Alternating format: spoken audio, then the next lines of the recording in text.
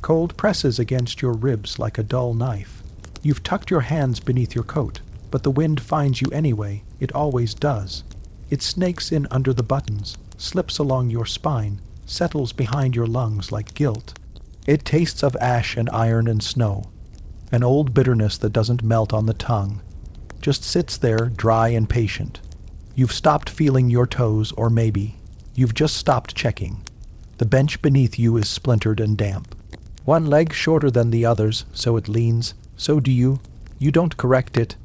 The wood creaks like an old man trying to pray. You shift your weight, and it complains softly, as though it remembers warmer days. Your breath fogs and vanishes. You imagine it says something as it leaves.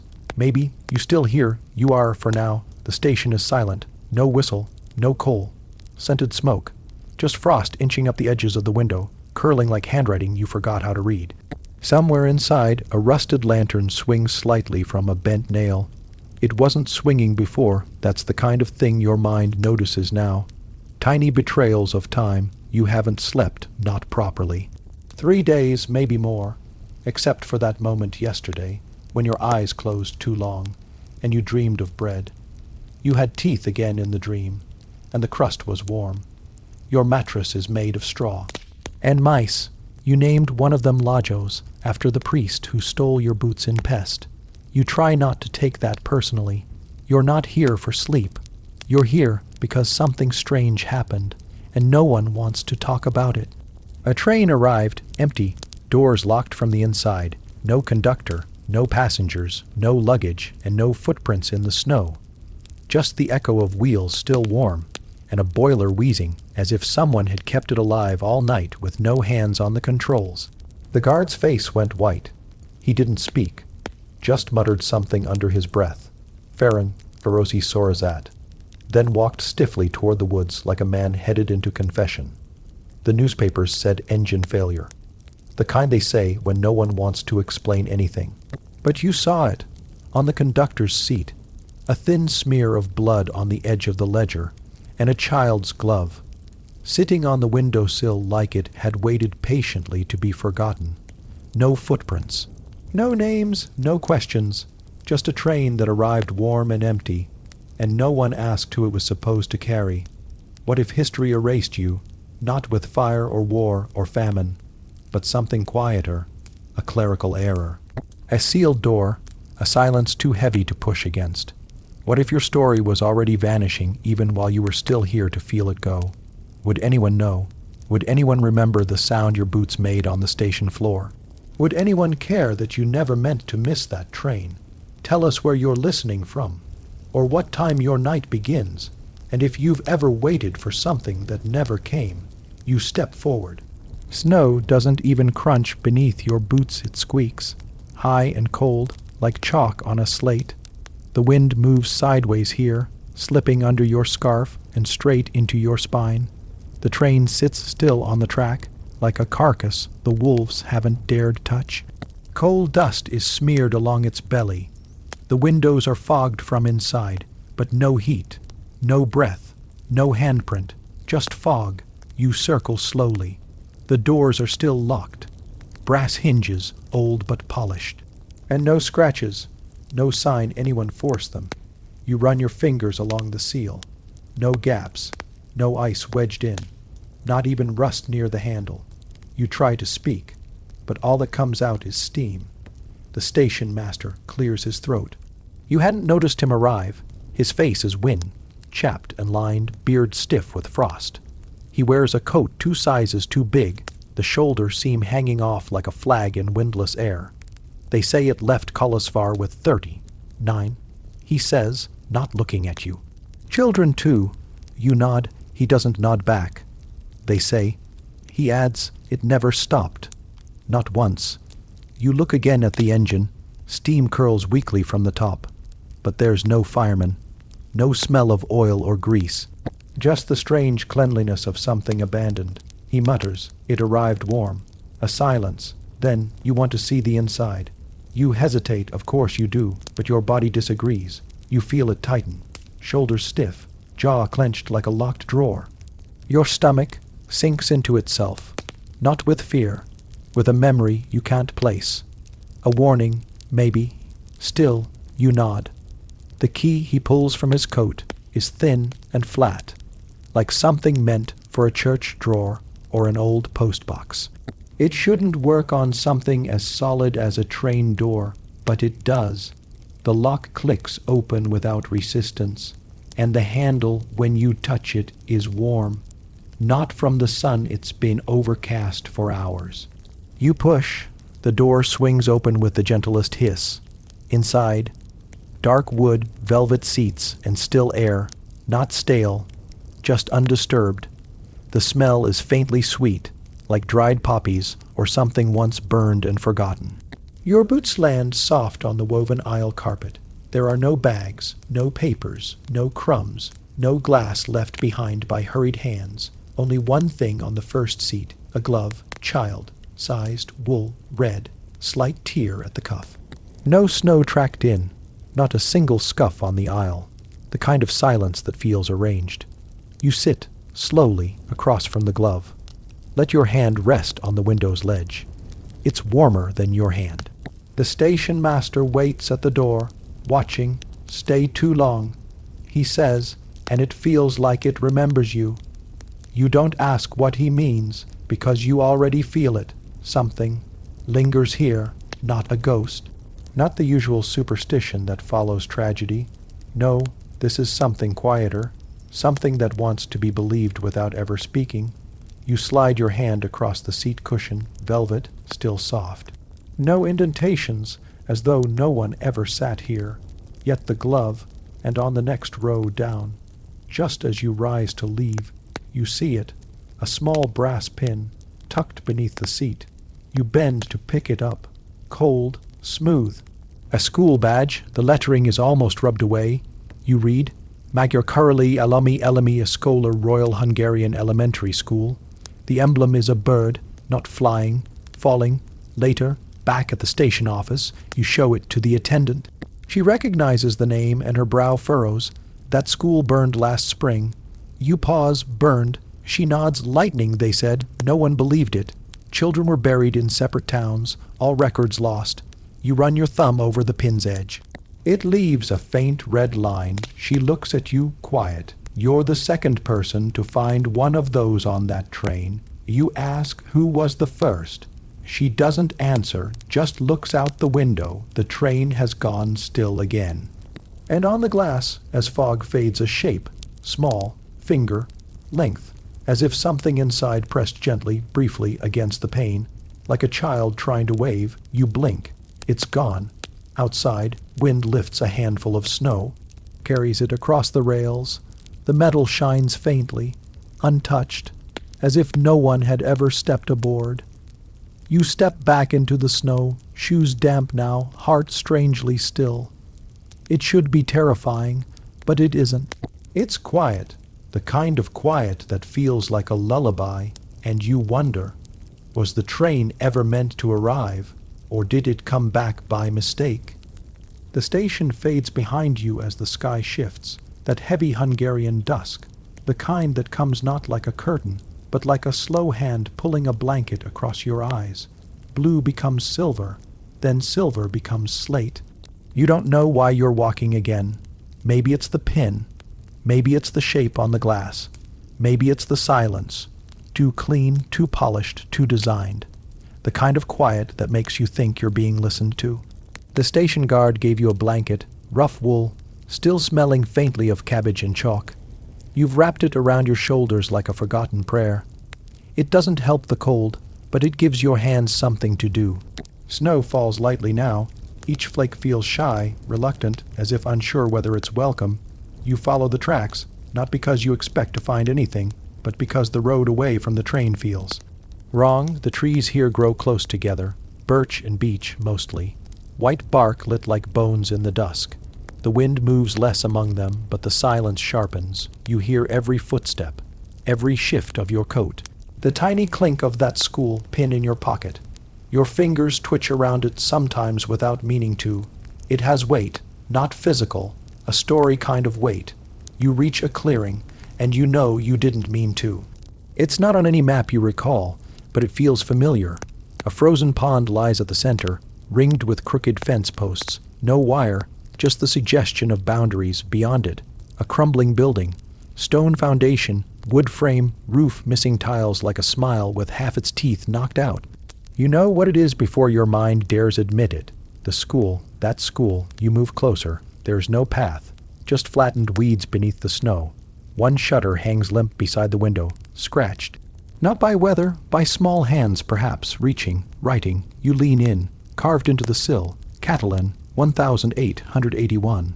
Just a name, no last name, no message, but the knife strokes were deep, stubborn. Someone wanted to be remembered. You step inside, and it smells exactly as it shouldn't. Not burned, not moldy. It smells like chalk dust and candle wax, like warm slates and wet mittens and pencil shavings, the kind of smell that doesn't survive fire. There are still benches, low, wooden, scratched with initials. A coat hook hangs at an awkward tilt. On one bench, a slate tablet, writing still faintly visible. You lift it, blow gently, the dust swirls. It reads, "The trains will not take us home." You sit, for the first time in hours, maybe days. Your knees sigh. Your shoulders forget their grip. The air is cold but still. You close your eyes, just for a moment. Let your breath fall into rhythm with the hush. But then a sound, barely anything, the shuffle of something too light to be a boot. Not wind, not mouse, a shuffle, then a hush. You rise slowly. Look toward the back of the room. There is someone, no, not someone, a coat, small, hanging from the final hook, child, sized, wool, red, matching the glove. You don't remember seeing it when you entered, and beneath the hook, footprints. Small, not fresh, but not old, just enough to confuse you, just enough to make you doubt what snow would or wouldn't preserve. You reach for the coat, it's warm, that's the worst part, not hot, just warm enough to be recent, as if a child had only just removed it, as if they might come back at any moment, brush your hand away and say, "That's mine." You want to leave, but you stay, because something about this place is starting to whisper, not in words, but in symbols. In questions. Why would the train be locked? From inside, why was the only item left behind? A glove. Why was the school's name scratched out from town records, but still whispered by the guard?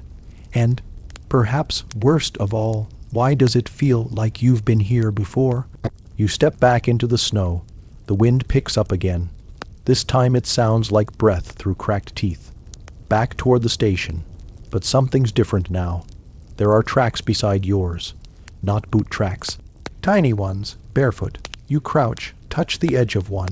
It's warm, not the snow, the impression, still soft, still sinking. You stand, you listen, nothing. Then, behind you the faintest laugh, like a child learning to whisper. You turn sharply. No one, but the train whistle blows in the distance. Once. You hadn't heard it arrive, but you know it did. Back at the station, the lanterns are already lit. Oil.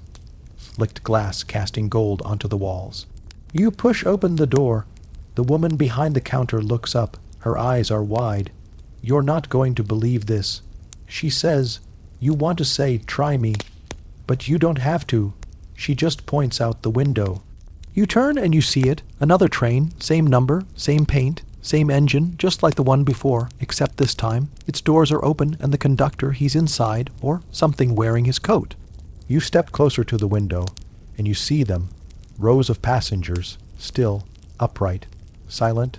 No breath fogs the glass, but one thing is clear: every face is the same again and again. Dozens of passengers, but all of them have your face. Outside, the snow falls harder now, soft, quiet, blanketing the world in forgetting, and the only question that matters is this: did the first train bring something in, or did it leave something behind? The glass is fogged again. You wipe it with the side of your coat, slowly, without thinking, the kind of motion you've done 1,000 times. At taverns, in crowded train cars, in rooms that forgot to care if you were cold. But here now it feels different. The glass doesn't resist. It clears too quickly, as if something wanted to be seen. The train that wasn't supposed to return has returned again. Same engine, same markings. But this time its doors are open. The whistle didn't blow until it was already still, and inside, passengers, rows of them, upright, perfect posture, no movement. Their faces you lean closer, and there it is again. Every face is yours, dozens of them, some younger, some older. One wears your father's coat. Another clutches a satchel that looks like the one you pawned in Miskalk to buy bread. One has a scar you never got, but always feared. All staring forward, none blinking. The lantern above the door hums faintly, oil, fed, newer than the rest of the station. Its light flickers over the figures inside.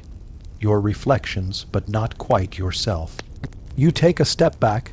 Your boot crunches over gravel you don't remember standing on. Behind you, the station mistress clears her throat. She's holding something, a telegram. Her hands shake, but her voice doesn't. This came through the line 10 minutes ago. She says, no one sent it.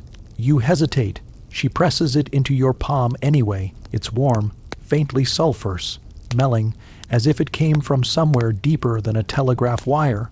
The paper is creased badly, like someone folded it in a hurry with gloves still on. You read, second train not authorized. Do not board. Doors will close. Do not look at them too long. Below that, just a single line, Debrecen Dispatch, not signed. You fold the message carefully, as if it might crumble if you're too fast. The train door lets out a hiss. You both look. No one has moved, but the carriage feels fuller now. You can't explain how, it just does.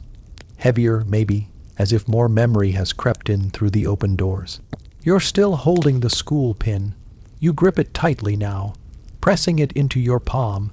It reminds you you're still flesh, still separate for now. The station mistress sighs and rubs her arm. You're not the only one who saw their own face. She says. You glance at her. She doesn't meet your eyes. She's staring through the window now, at something only she can see. They came through here once before. She murmurs, years ago, same train, no records, no manifest. We were told to forget. Who told you? She shrugs. Does it matter? You want to laugh, but you don't. Your throat's too dry for that kind of noise. Instead, you ask the thing that's been quietly bruising your ribs since yesterday. Did anyone ever get off that train? She looks at you. Blinks once, yes. A pause, just one. She doesn't elaborate, and somehow that's worse. You walk back outside, slowly. The sky above you hangs thick with gray. A storm not yet storming, the kind that waits. Like it wants to see what you'll do first. The passengers are still frozen in place. But one of them is now standing, at the far end of the carriage, head tilted slightly toward you. You don't move. Neither does he. You stare. He stares back. His coat is yours, but from 2 years ago, when you still had buttons, when you still believed in better shoes. His hair is wrong, longer, combed, the way your mother liked it. Your hands go cold in your gloves. You turn. Behind the station, there's a shed. You've never noticed it before.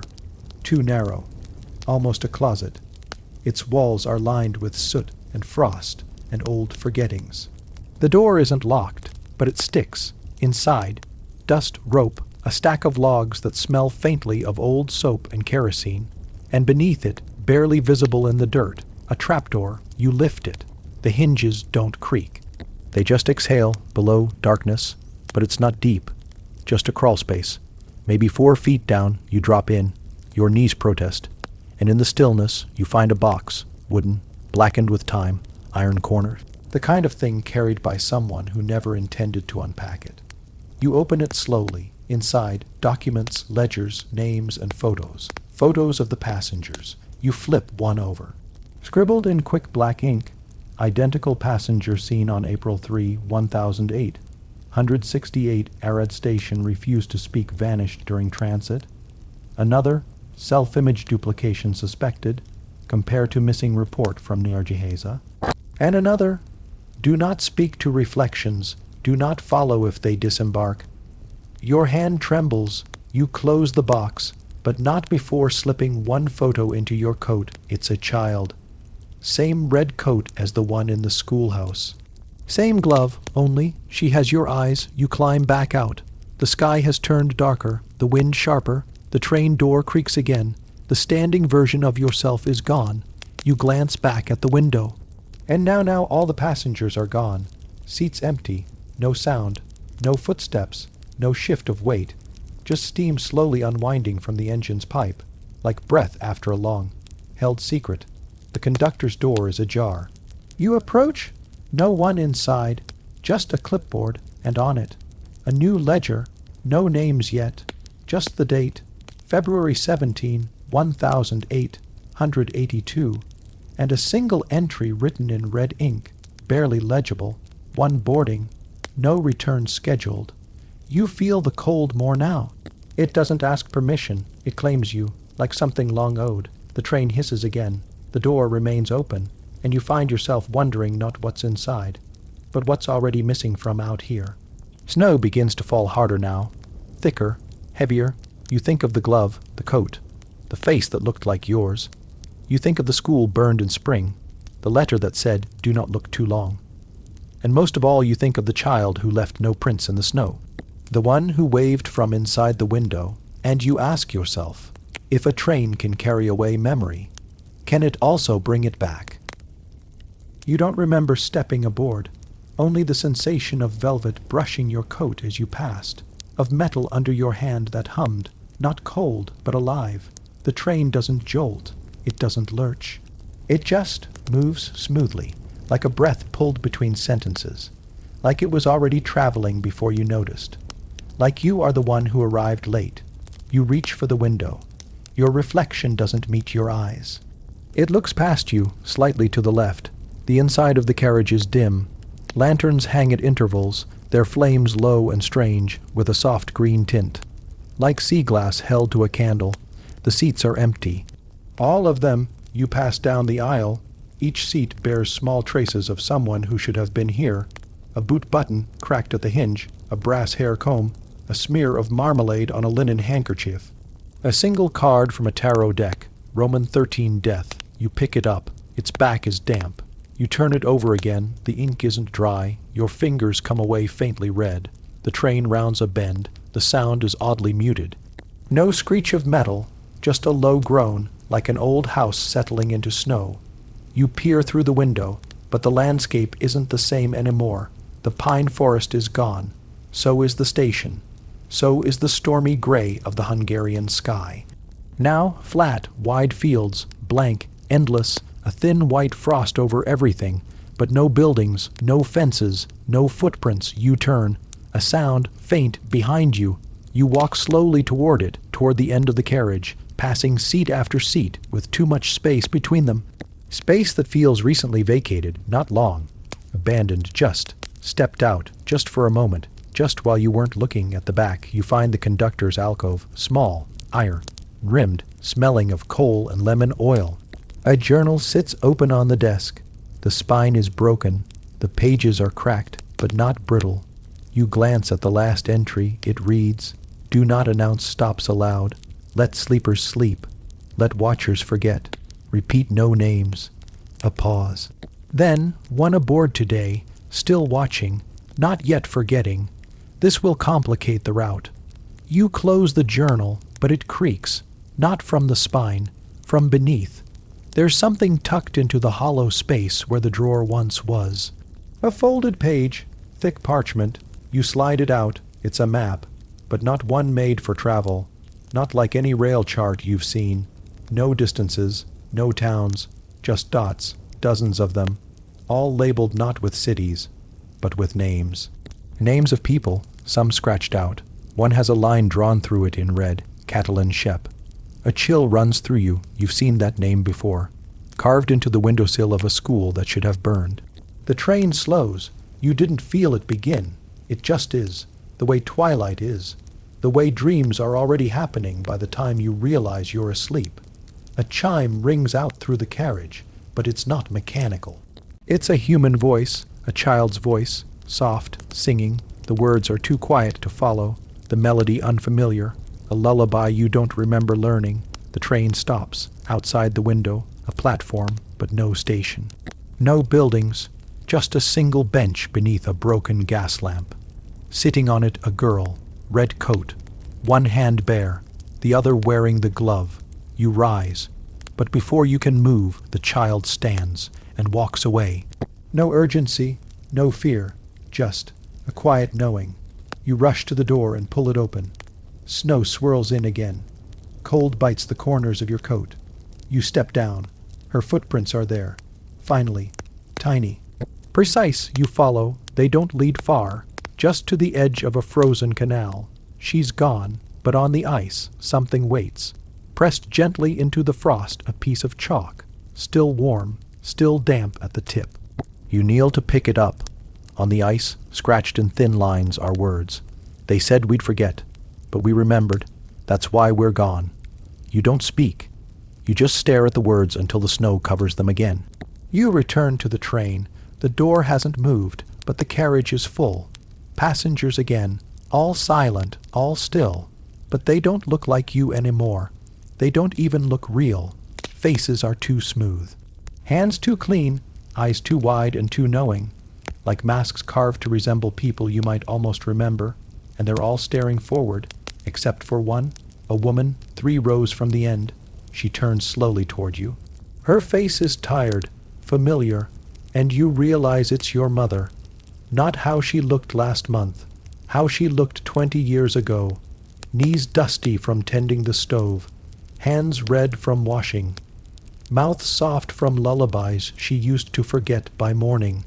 She doesn't speak. She just blinks and nods once. You sit beside her. You don't ask how she got here. You don't ask if she remembers your name. You just sit, because the train has started moving again. And this time, you don't hear the rails.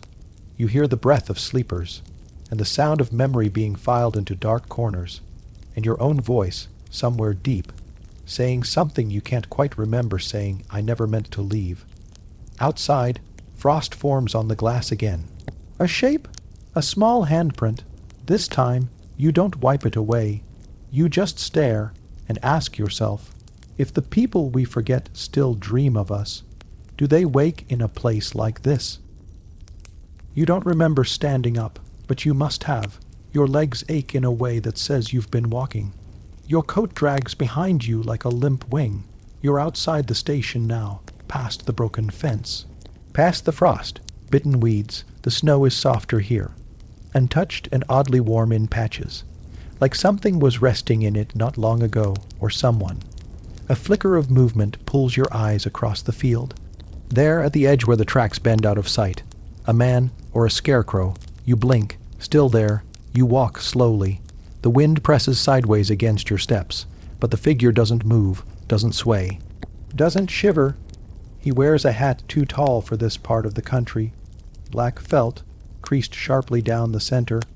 His coat is long, but torn, as if pulled at by animals or time. When you're close enough to smell the wheat, rotting, unharvested, out of season, you see that he isn't alone.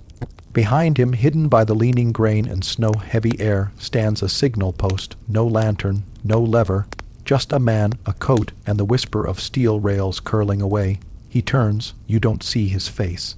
Just the motion of it, like paper being folded. Too slow, too delicate, too wrong. He raises a hand not to greet you, but to hush you, a single finger to where lips ought to be. You stop. There are no birds, no insects, no steam in the air. Only his voice when it comes, dry, wooden, learned. It wasn't the first train to arrive empty. Your stomach curls like birch bark in fire. The words are too heavy to be casual, too flat to be kind. You don't reply. He goes on. 4 winters ago, from Peck's coal line, similar timing, they blamed Romani sabotage. Quietly, no one wanted to say it out loud. You know how they are about blame. You nod, though you don't know who they are. The government, the papers, the families of the missing. The wind picks up, but his coat doesn't stir. This isn't weather, he says. This is residue of passage. The phrase means nothing, but it grips you. He turns back toward the wheat. A trail opens, parting gently between stalks. Not trampled, not cut, just opening. You should see where it ends. You don't know his name, you never asked. But you follow. The path twists, follows no logic. Left when the slope says right. up where there should be down. Snow doesn't fall here, though it clings to your shoulders. A hush lives in the stalks, the kind of hush made by things listening. You walk in silence for too long. The clouds don't move. Your shadow doesn't change. Eventually the trail widens, and the wheat vanishes, a clearing flat as a threshing floor. No trees, no hills, just a hole, not dug, not natural. A perfect circle, 6 feet across, lined with iron. You step to the edge. There's no bottom. You toss in a pebble. You hear no sound. The watchman crouches beside it. His knees don't bend like they should. You wonder if he's made of joints at all. He lays a hand on the iron rim and hums, low, ugly, like a prayer set backward. The whole hums back. Every train that comes empty, he says, passes over this circle. That's the pattern. You look again at the iron.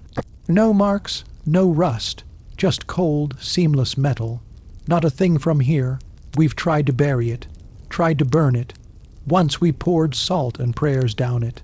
The next day, the train from Arad arrived with no driver, no brakes, just a jar of human teeth on the seat. Your throat tightens.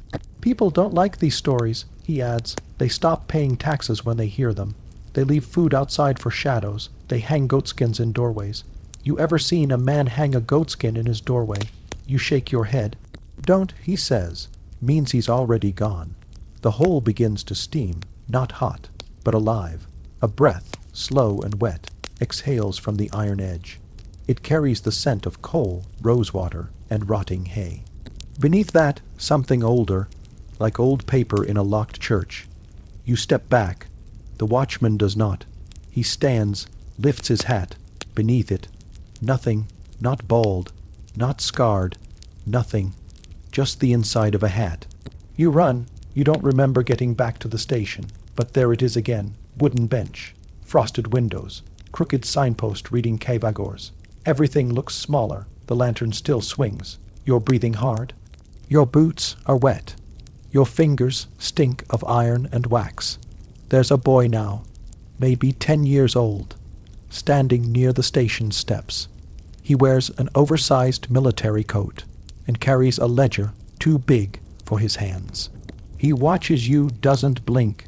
You ask if he saw the man in the field. He shakes his head. You ask if the train's returning. He shrugs. Then he says, I saw one once. Come back. I mean, but no one was on it. Just a woman's voice. Over and over it said, wrong stop, wrong stop, wrong stop. Your chest feels hollow. He holds out the ledger. It's not a train log. It's a census. You flip through pages. Most names crossed out in red. Some scratched violently. Others faded entirely. Your name is there. Twice, once spelled correctly, once spelled backward. You stare, the boy says. Maybe one is the version of you that got off the train, and one's the version still inside it. You think that happens. You don't answer. Because you don't know anymore. Later that evening, the wind shifts. Smoke curls again from the eastern line. A train whistle cries once, faintly. It's not a hopeful sound, more like someone calling their own name in a mirror. You watch it arrive, cars sway, doors sealed, and just for a moment, before it stops fully, you see something inside, a face, yours, looking out, mouth moving like it's saying, wrong stop. But the voice is distant, like it's already coming from underground, and now it's your turn again to wait, to wonder if the stories are stories at all, to decide which version of you made it home and which one is still riding. You finally step aboard. The conductor's ledger led you here, though its bloodied spine didn't give directions. It merely whispered suggestion, a name, a symbol, a weight that pressed against your ribs heavier than the cold ever did. You cross the platform alone. The train still wheezes, not like steam, more like breath, not regular but hesitant, as if the engine is deciding whether to keep pretending it's a machine. You place your hand on the iron rail of the nearest car. It is warm, that should not be. You climb. The handle jerks at first, resisting like an animal caught in a trap, but then yields. The door opens inward. Inside, it smells of rust, linen, and ink. Not a trace of coal, not even dust, and yet this car should have seen passengers. It should reek of boots and sweat and boiled eggs. Instead, it smells like a museum no one remembers building. You step through the threshold and enter a world paused halfway through a breath. The corridor is too quiet, not just quiet, muted. Your footsteps land with a hush like someone's painted noise out of the air. You pass empty hat racks, crates of unopened wine, a coat hanging from a hook, with a monocle still in the pocket. Everything was in use, recently. Everything was abandoned. You reach the first compartment. The door is ajar, as if the occupant meant to return after stretching their legs. Inside, a leather journal, halfway open, resting beside a still, warm samovar. The pages are in German. You recognize a word here and there. Prague, confession, gaslight, teeth. You do not linger. The next compartment offers stranger clues. A game of chess interrupted mid-checkmate. One of the bishops has fallen and rolled under the seat. There is a glove beneath the table, just one, still child-sized. Still damp. You walk faster. Third compartment, surgical tools, neatly arranged, clean, polished. There's even a linen roll tied with red string. One of the scalpels has been replaced with something else. A key. Not a door key, a skeleton key for something older. A lock that would not trust modern design. You do not touch it. You begin to understand something you do not want to. This is not just an empty train. It is a train of inventories, of possessions removed from people who are no longer present. A moving museum of absence, not looted, not discarded, curated. By whom? The fourth compartment has no door. It is torn clean off its hinges, not shattered, peeled, as if the iron gave way like fruit skin. Inside, deep scratches in the wood flooring, parallel, equidistant, not made by claws, or at least not from an animal you recognize. You step back, and then you hear the bell, not a church bell, not a dinner bell. It's the kind that rings at the back of an old bicycle. Sharp, childish, defiant. You spin, nothing there, and yet your ears still ring with it.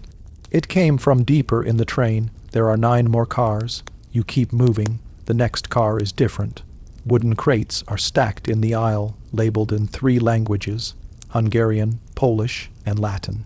Most of them have been nailed shut. One crate is open. Inside, not cargo, but soil. Damp, black, clinging to the sides like rot. There is a doll buried half inside it, only its porcelain hand showing. You shut the crate. This car smells like almonds. You feel dizzy for a moment, and then steady yourself. A memory tries to push forward. Someone used to say, if you smell almonds where almonds shouldn't be. But the rest of the phrase is gone. Or taken. You move on. In the 6th car, there are candles. Hundreds. None lit. All white. All placed carefully on the seats, as if waiting for a vigil to begin. You step gingerly between them, as though you've walked into a ceremony that hasn't yet started. Or one that never ended. Your shoulder brushes something, you freeze. It's a mirror hanging crooked. A piece of broken glass wired into a brass frame. You glance at your reflection, but it isn't you. The figure in the mirror stands too straight. Its breath fogs the glass slower than yours. Its coat buttons are arranged wrong. You blink, and the mirror is empty again. The 7th car is filled with trunks. Dozens of them, all locked, each one painted with initials in white paint. AV, K, J, T, F, AV again, AV, 3 more times. Who is AV? You crouch by the largest trunk and press your ear against it. No sound, then a scrape, like something inside is adjusting its position. You straighten. You do not open the trunk. The 8th car smells of vinegar and perfume. There are feathers scattered on the floor. A mannequin lies in pieces near the rear wall, limbs arranged like offerings, one glove on its hand, the other is the one you saw earlier. You've begun to make a silent map, a pattern of vanishings, a trail of interruptions. A shape is forming, the 9th car. You hesitate. This one is sealed, not locked, sealed. The doorway is covered in melted wax, as if 100 candles were poured down its frame. Symbols carved along the border, triangles, lines, circles, interlocking curves. You do not recognize them. You know they were not drawn by accident. A note is pinned to the door, written in perfect copperplate Hungarian. Do not open while IT still remembers. You place your hand on the wax. It is warm. You do not go inside. You climb out the opposite end of the train, back into the cold. The air slaps your face like a wet cloth. You are grateful for it. The wind bites harder now. The sun has not moved. Still hovering, low and red, like a warning left on the stove. You step down from the last step and back onto the platform. The guard is gone. So is your bench. So is your coat. You turn around. The train is gone too. And yet, your boots are still wet with the soil from that crate. Your pocket is heavier than before.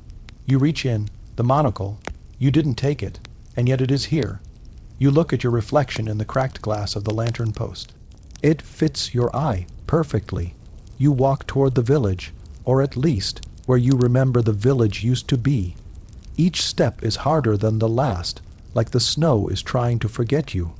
You're not sure if it's the wind howling, or the train still moving somewhere unseen, still inventorying the lives of the vanished, still remembering just enough to choose again.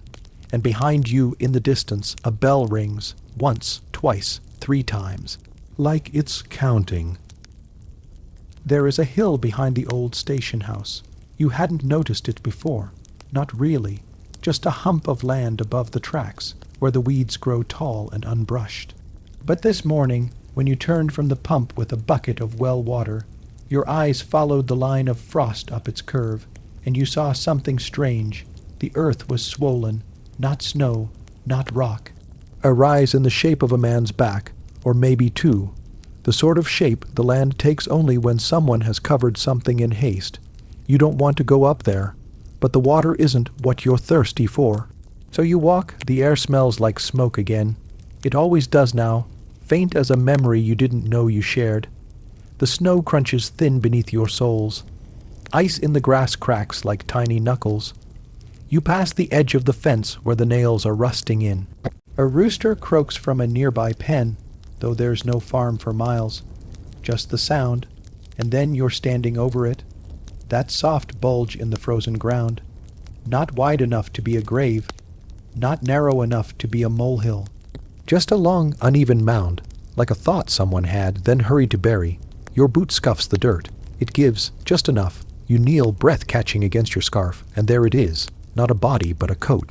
A blue coat, like the guards wore, still buttoned tight over the chest. You see the shiny top of a pocket watch chain, crusted with mud. The sleeve is empty. You flinch, not from the coat, but from what's next to it. A child's shoe, small, polished black, the kind worn with Sunday socks and discipline. No foot inside it, no blood, just the shoe, set neatly beside the coat like someone had arranged them there, like someone wanted them to be seen. You do not touch either. Your breath stings your lungs as you rise. The wind tastes colder now. You feel eyes, but when you turn, no one. Only the bent rail line and the far-off sound of sheep braying. Only the hill behind you, hiding its silence under snow. You sit in the waiting room again, later, when the sun has limped across the pale sky, and you've stopped pretending it's still morning.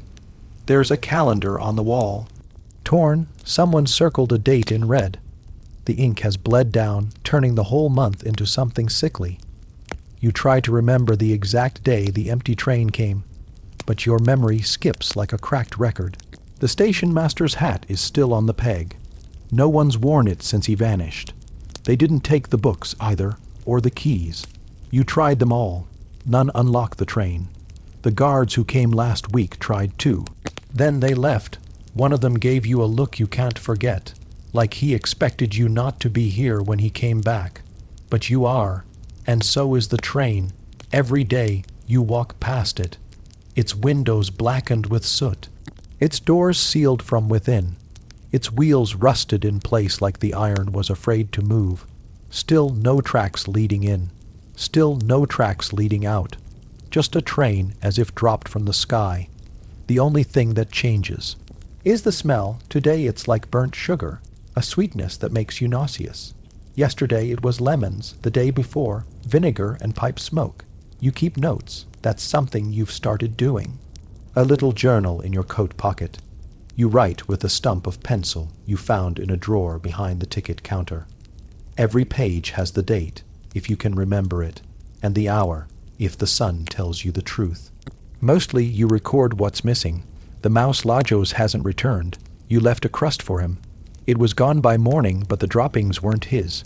You've heard music at night, a violin or something trying to be won. The notes come in threes, soft as whispers, from the direction of the woods.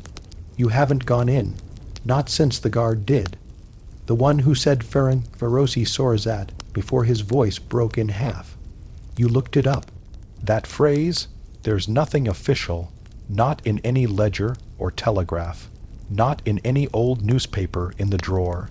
Just one mention in a torn pamphlet tucked under a floorboard, the Ferencvaros incidents, a series of disappearances following the unauthorized rerouting of midnight cargo, passengers unaccounted for, crew unidentifiable, records redacted. You trace the word over and over with your pencil, like it might mean something else if you soften its edges. You sleep again that night, barely.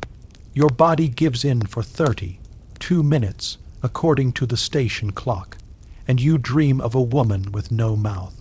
She is humming, her hands are in her apron. You can hear the clink of coins or teeth. When you wake, your tongue is bleeding. The taste of iron fills your mouth, but there is no wound. You spit into the frost. It steams for a moment before fading like breath. You check the train again. The smell today is lavender. You take a step closer, just one, and the door nearest to you unlocks. You do not run. You don't know why. Your body wants to. You feel it in your knees, in your ribs, in your teeth. But something older than your fear holds you steady, as if your ancestors are watching from somewhere deeper than the woods.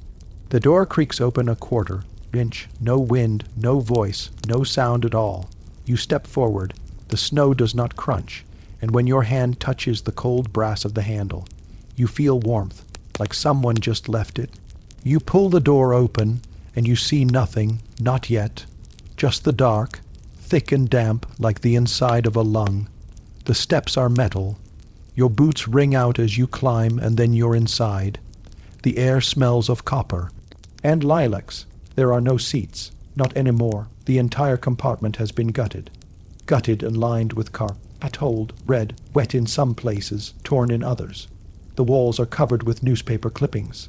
Most are in Hungarian, some in Russian, one in a language you do not recognize.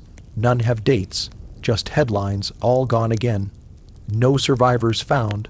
The wrong train stopped. You move deeper. The floor tilts under your feet, as if the train is leaning toward something. A low noise hums through the walls. Not an engine, not wind. A woman's voice, speaking very slowly, repeating one word. Marajatok. Stay. You step back. The door shuts, not by your hand. Behind you, the carriage is suddenly full of fog, warm, damp fog that curls against your ankles and climbs your thighs like it knows your name. You reach for the handle. It's gone. There's no door anymore. Just wall. Your breath speeds up. You try the other end, but there's no other end. The train has changed. It does not want you to leave. You are not the first. You are not alone, but that is a story for tomorrow night.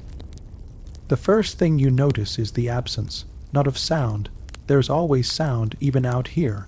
The groan of frozen wood, the distant rustle of birch branches slapping together, the soft pat of falling snow like someone clapping faintly in their sleep. No, what's missing is the man's shadow. You don't see him at first, not until you glance up from the trackside to the edge of the woods, where a break in the trees forms a natural arch, and there he is, standing entirely still beneath it.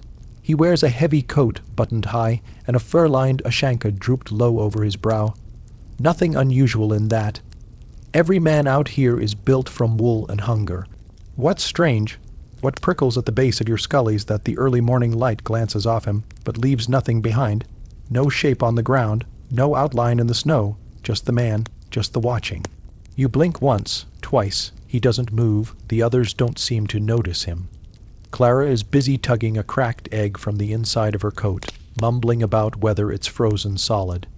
Bella and the station master argue quietly over a pocket watch that ticks backward. Even the mutt that followed you from the river last night just pants lazily at your boots. But you see him, the man with no shadow, and he is watching you. The train still hasn't moved. It has become a kind of monument now. Or a warning.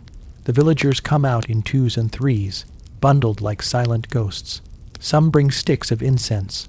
Others just cross themselves and throw old salt across the track. No one boards. No one gets close. The doors remain locked from the inside. Even now, with steam long gone from the boiler and the engine cooled into stillness, the handles burn to the touch, like someone had held them too tightly, like whatever gripped them wasn't made of flesh.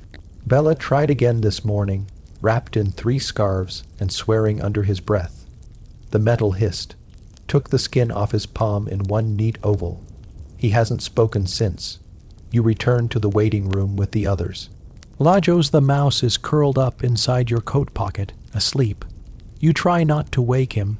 He's one of the few warm things left. Clara drapes her shawl over a crooked chair and begins peeling the egg slowly with frostbitten fingers. She offers you half. You shake your head. She shrugs and eats it anyway, shell and all. On the table beside you, someone has laid out the conductor's ledger again. You stare at it. Even though you've read the names 3 times, they still unsettle you.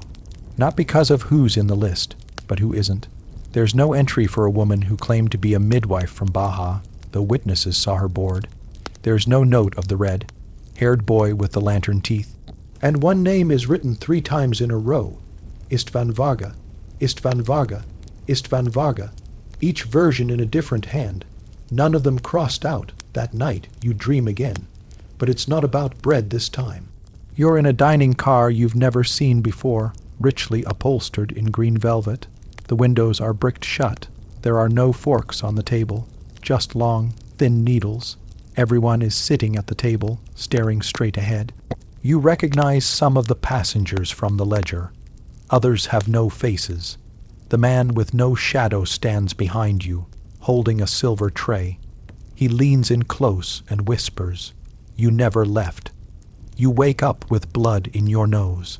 Morning comes gray and soft. The snow is falling sideways now, blown hard across the open fields like spilled flour. Your coat has begun to stiffen at the sleeves. The mice have abandoned your straw pile for warmer nests. The boy from the forge, young Aaron with the odd teeth, shows up at the station with a sack full of newspapers. None are local. None are dated past last week. He says he found them inside the stove at the smithy, untouched by fire.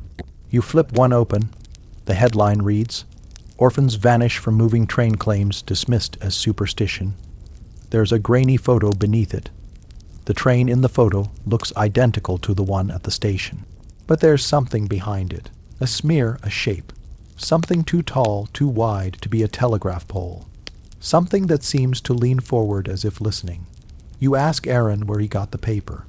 He just shrugs and looks down at the snow. The man with no shadow is closer today. He stands just beyond the station fence, where the birch trees thin. His coat is longer now, or maybe he is. You want to say something, but your throat is dry, as if someone had been sleeping in it. You glance away, just for a second, to swallow, to blink. When you look back, he's gone. Only the snow moves where he stood, a swirl, a small collapse, like something rising or sinking. That afternoon the train groans. Not loudly, not as it did when it arrived with a blast of cold air and coal smoke that seemed to stretch too long against the sky. No, this groan is low, internal, like it is remembering something. The villagers hear it too. They all stop, heads turning in unison, like crows on a fence post. The station. Master mutters a prayer in old church Latin. His voice breaks halfway through. You realize he's standing closer to you than usual. So close, his coat is touching yours. Nobody says it, but everyone knows the sound is not mechanical. It is not pipes or rust or settling wood. It is grief. The train is grieving. That night, you go out alone. Not far, just past the station fence, just to the edge of the trees. The snow is shallower here, packed down by old wheels and wind. Your boots crunch lightly over it. You tell yourself you aren't looking for him. But when you see the impression in the snow, one long, undisturbed track, like something had been dragged or had dragged itself, you follow it. You count your steps, 14, 15, 16. You reach a clearing. You freeze. There is another train car here, detached, no wheels, just the shell of a car half, sunken into the snowdrift like a fossil. Its windows are smashed. The inside glows faintly blue, like moonlight trapped behind glass. There is no door, only a hole torn into the metal, jagged around the edges, like it was opened from within. You don't enter, you don't move, and you don't notice the shadow stretching behind you, until it bends the wrong way. When you wake, your boots are gone. So is your left glove. Clara is shaking your shoulder, her breath steaming. She says she found you asleep near the broken fence, murmuring in a language she didn't know. You sit up slowly. The frost has eaten through the knees of your trousers. Your skin burns, but not from cold, from something older. You look toward the woods. No shadow waits there today, but you sense the air watching. You spend the rest of the morning inside the waiting room. The stove burns nothing but twigs now. The coal has long run out. The mice have vanished, even Lajos. Only the ledger remains, and a half melted candle that flickers without wind. You run your finger down the final page. A name has been added, yours, written in unfamiliar ink. Beneath it, a new note, boarded, destination unknown. You close the book. You don't cry. Outside, the train's engine stirs. Not the full breath of steam, just a sigh, just enough for the snow to shift slightly on its roof. The lantern in the front cabin swings once, twice, then stops. You look up at the overcast sky. The clouds seem closer than before. As if the sky is lowering itself onto the countryside, kneeling, waiting. You are very tired now. The station bench leans more than it did before. The world leans with it. And somewhere, far off in the woods, a shape moves without a sound. No footfalls, no shadow, only the memory of being watched. You wonder, softly, sleepily, if this is what forgetting feels like, not an ending, not quite a disappearance, but a smudging, a soft removal. Like being erased while still warm, but that is a story for tomorrow night. It's almost morning, though the sky still refuses to brighten. You've stopped expecting the sun to rise on time. Maybe it's waiting for something. Maybe it's embarrassed. You sit in the corner of the barn, knees drawn up, coat collar stiff with dried blood and frost. You've not spoken aloud in 2 hours. The priest is asleep, wrapped in a wool blanket, one leg twitching as if he's still running. The lantern burned out before midnight. You didn't bother relighting it. You've grown fond of the dark, and besides, the crate doesn't move when it's dark. You watch it anyway. It sits beneath the slanted loft ladder, squat and metallic. 6 iron bands riveted tight across it, like a coffin made for someone very large and very dangerous. You didn't find it here. It found you. You still remember the way the dogs refused to go near it. Still remember the soldier's scream when he pried up the lid and dropped his torch inside. There'd been something inside once. That much was clear, but it wasn't there now, and that made everything worse. You shift. The straw beneath you sighs. A rat startles, then disappears between beams. The priest stirs, mumbles something about Saint Istvan. You let him sleep, because you've started to hear it too. A slow, wet dragging sound, like something heavy being pulled across stone. Only there's no stone floor here. Only soil, hay, and old goat droppings. And yet the sound creeps from inside the crate, at least twice each hour. Sometimes more when someone speaks too loud. You glance toward the window. Still no light. Still no rescue. Still no tracks in the snow. 2 days ago, the mayor had sent for the army. You'd been in the station yard, wiping soot from your hands, when the telegraph boy galloped up with a reply. No reinforcements. No transport. Bridge out, they said. Frost damage, do not proceed. The mayor threw the note in the fire. That night, 4 men disappeared from the eastern shed. They left behind boots, not neatly, as if they'd vanished mid-step. You keep picturing their feet, bare, pink, slightly dirty. lined up like a choirs on the gravel. No one heard them scream, or maybe no one wanted to. By noon the next day, panic did what reason could not. The village chose silence. Nobody asks questions anymore. Nobody discusses the train. The official version is that nothing arrived, that no one was aboard, that no one went missing, and certainly, absolutely, no locked iron crate now resides in old Caroly's barn. And yet here you are, and here it sits. You watch it breathe. No, not breathe. Pulse. The crate doesn't move, it doesn't shake, but it gives the impression of something held tight. Something that would move if only it were permitted. The iron is cold to the touch, except the corners, which feel almost fever, warm. The priest said it smells like confession. You think it smells like rust and spoiled milk. Once, earlier that morning, it made a sound like a word, not one you knew, but one your spine seemed to understand. You stood up so fast your head struck a beam. Now your ears ring when you turn too quickly. There had been a man, a week ago, before the train. He was the first to go missing, not a local, strange clothes, stranger accent. He'd been waiting at the station for 3 days, scribbling in a thick red journal.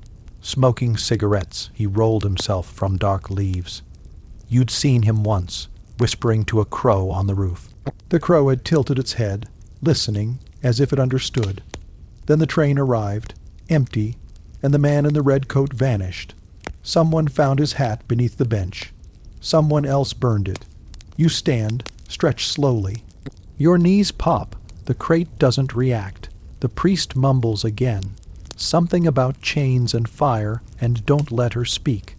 You ignore him. Instead, you approach the crate, cautiously, step by step, like someone waking an old bear. You crouch, place your ear to the side. Nothing, thing, click. A soft mechanical clatter from within, like the cocking of a lock, or the winding of a spring. You step back, heart thudding so loudly it seems to echo inside your teeth. No movement, just the sound of the wind brushing the barn's shingles. You exhale, and then a whisper, so faint it might have been breath or memory. But it came from inside the crate, a voice, male. Talal Kozank Ajra.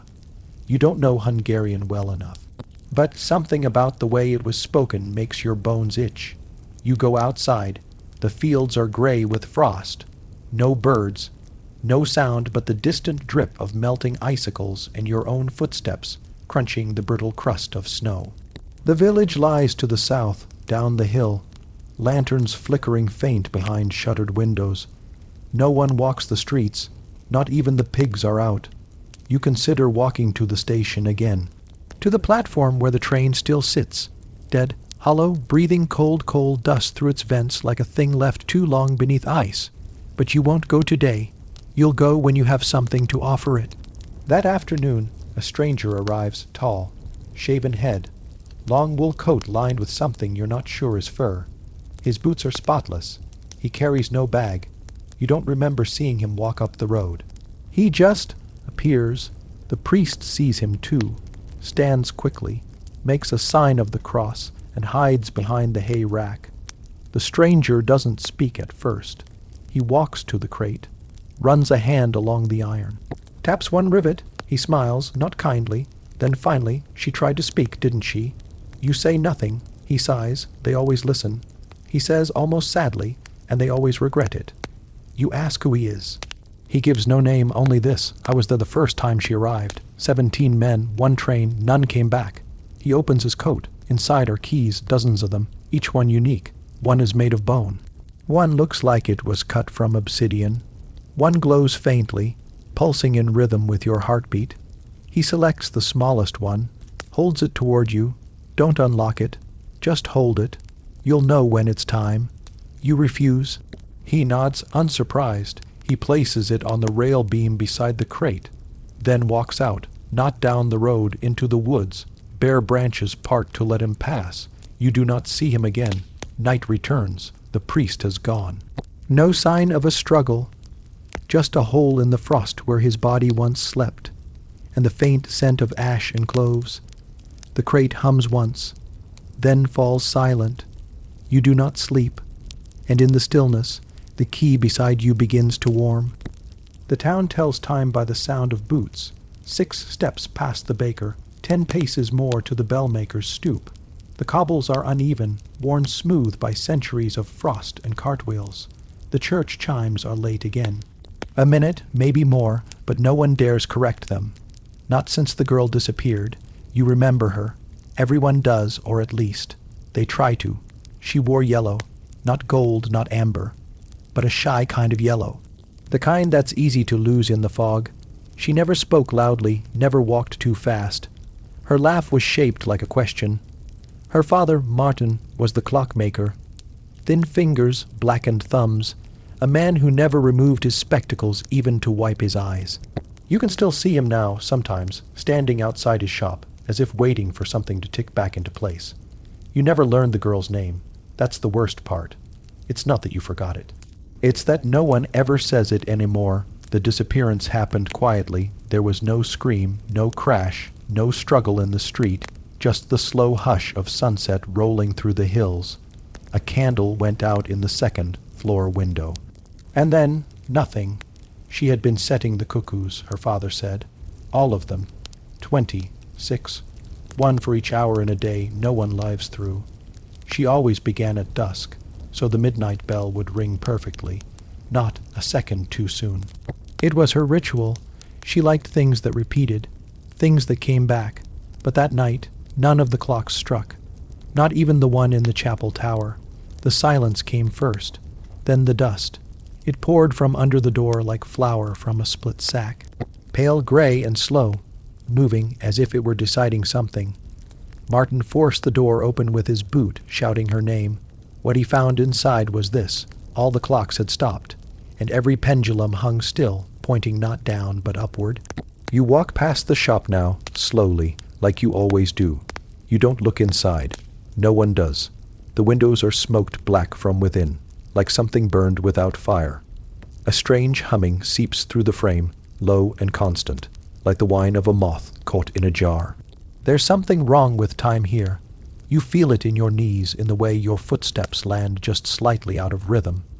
You're not sure whether you're too early or too late, but it's clear that something is shifting around you. The train, the station, the girl, the silence. What if it's not a mystery of murder or escape? What if the clocks were right to stop ticking? The elders tried to explain it away. Run away, said the woman who sells soup with too much salt. Romantic foolishness, said the man who's always fixing fences no one asked him to fix. But the children knew better. They say they heard the ticking again, days after she vanished, not from the shop, but from the orchard on the edge of town. The one no one picks from, the one with the iron gate that's always open, yet rusted in place. Tick, tick, tick. At night, when the wind is soft and the leaves shiver like teeth, it sounds like 1,000 clocks trying to remember how to beat. You went there once, after the 3rd day when her father stopped coming out, after the priest refused to ring the chapel bell, after someone, no one knows who, nailed shut the post office door and left without a name. The orchard trees are too tall. They bend in directions that trees shouldn't bend, curving toward the center like they're trying to hear a secret buried under the soil. You counted your steps, just to be sure. 33 in, 32 back. When you reached the center, you found her shoes, not abandoned, just placed neatly, facing east. There were no footprints, not hers, not yours.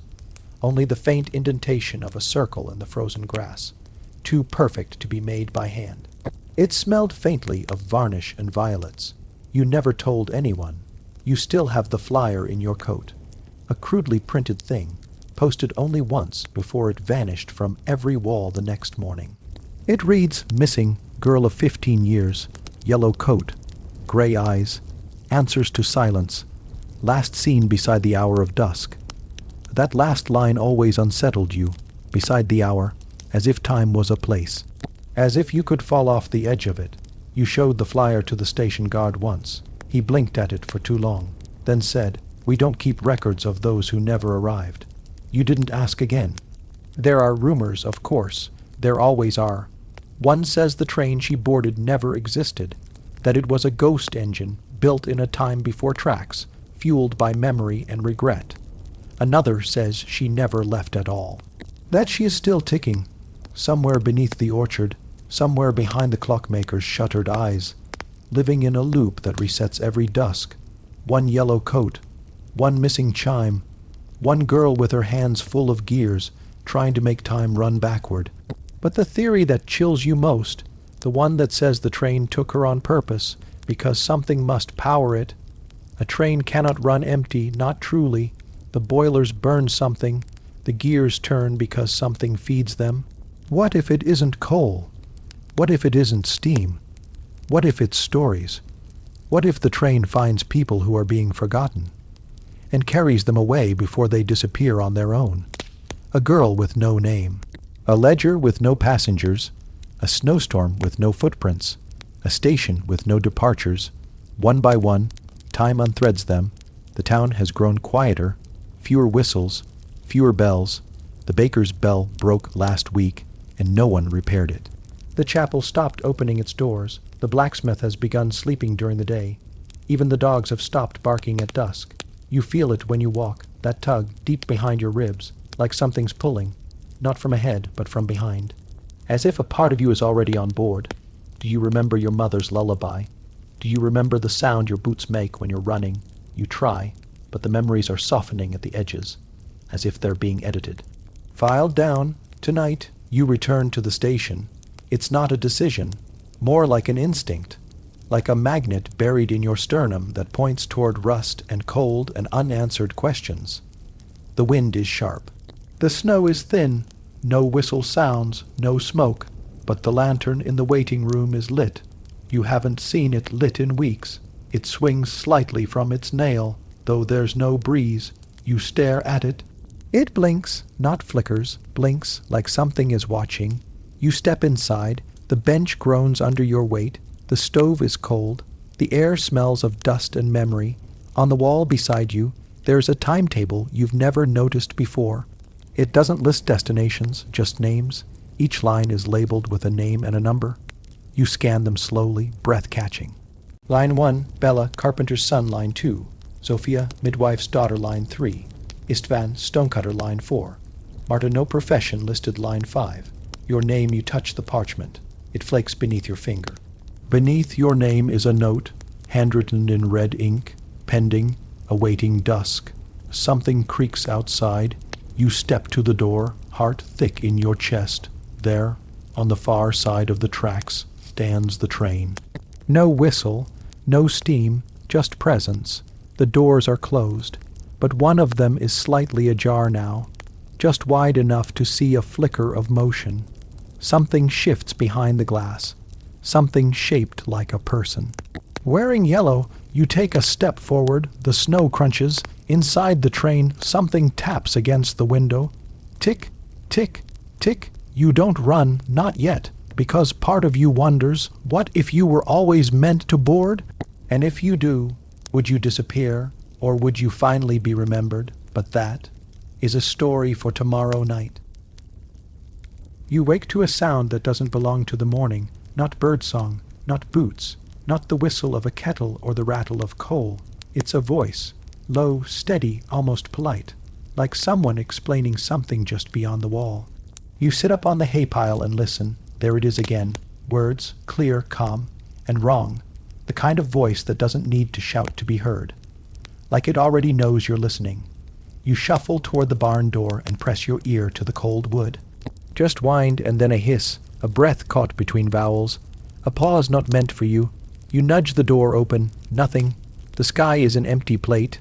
No footsteps, no visitors, only the soft drag of your breath in the cold, and your boots crackling through snow. But your ears are still humming, as if someone said your name, twice. In the daylight, the village looks more like a collection of regrets than homes. Smoke barely rises from any chimney. Most shutters are nailed shut now. And the bakery, that stubborn old square near the station, has collapsed under snow. You think of the warm crust from your dream. You were chewing with teeth. You sigh, and the frost eats your breath. The constable is standing by the station again. He's not wearing his badge anymore. Just a scarf too big for his neck, and eyes too small for what they've seen. You came back, he says, without turning. I never left. You answer, he nods, like that makes sense now. Maybe it does. Did you raid the ledger? You ask, he shakes his head. Didn't need to. You pull the book from your coat. It's wrapped in an oilcloth, stiff with age and coal dust. You stole it 2 nights ago when no one was watching, when the wind moaned just loud enough to hide your steps. He eyes it like you've brought a disease. The ink's still wet. You say, it shouldn't be. He blinks, but doesn't answer. Just stares at the small metal latch, still stained with blood.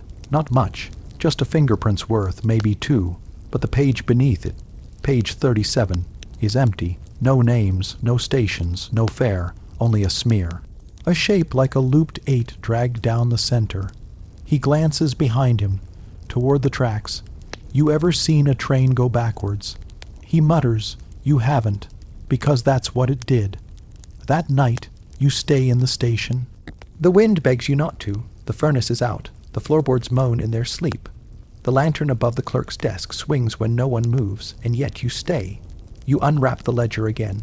The pages feel warmer now, as if someone else just flipped them. Page 37 is no longer blank. The smear is still there, but now there are names, only 5. You whisper them aloud, each one falling from your tongue like a prayer you don't believe in. 1. Vilmo's ticket issued 309, 1, way 2. Ursabet ticket issued 310, return 3. Baby no ticket issued 4. Miska fare paid in coin, name unsigned 5. Unknown fare paid in teeth, you blink.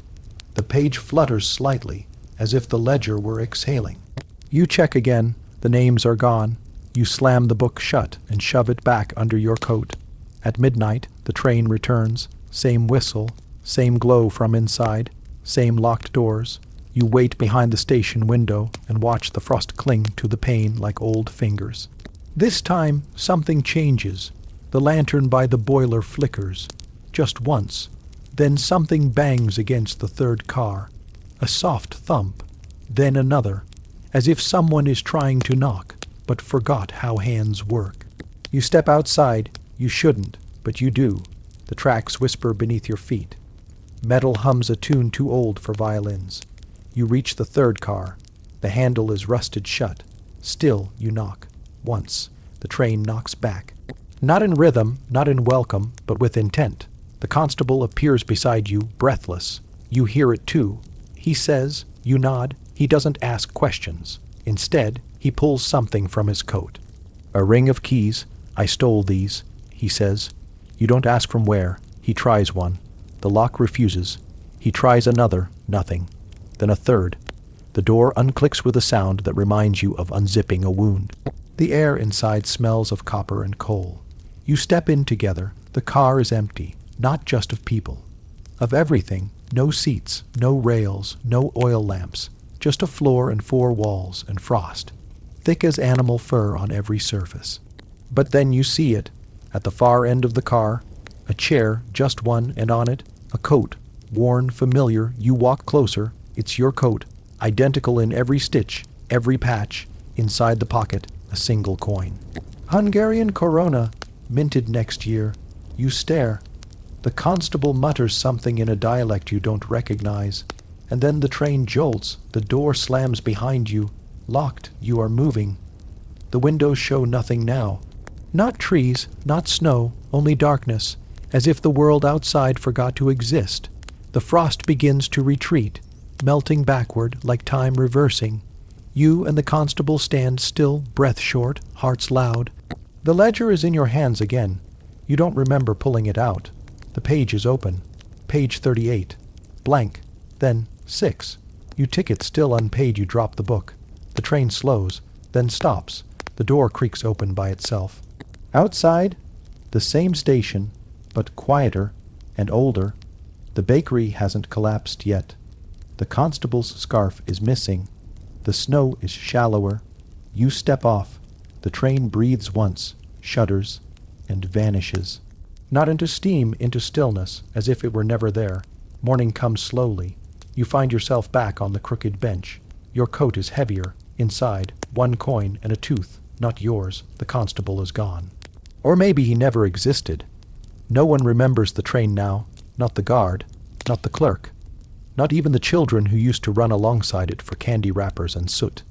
Cakes. Only you, and a ledger that sometimes follows you, no matter where you hide it.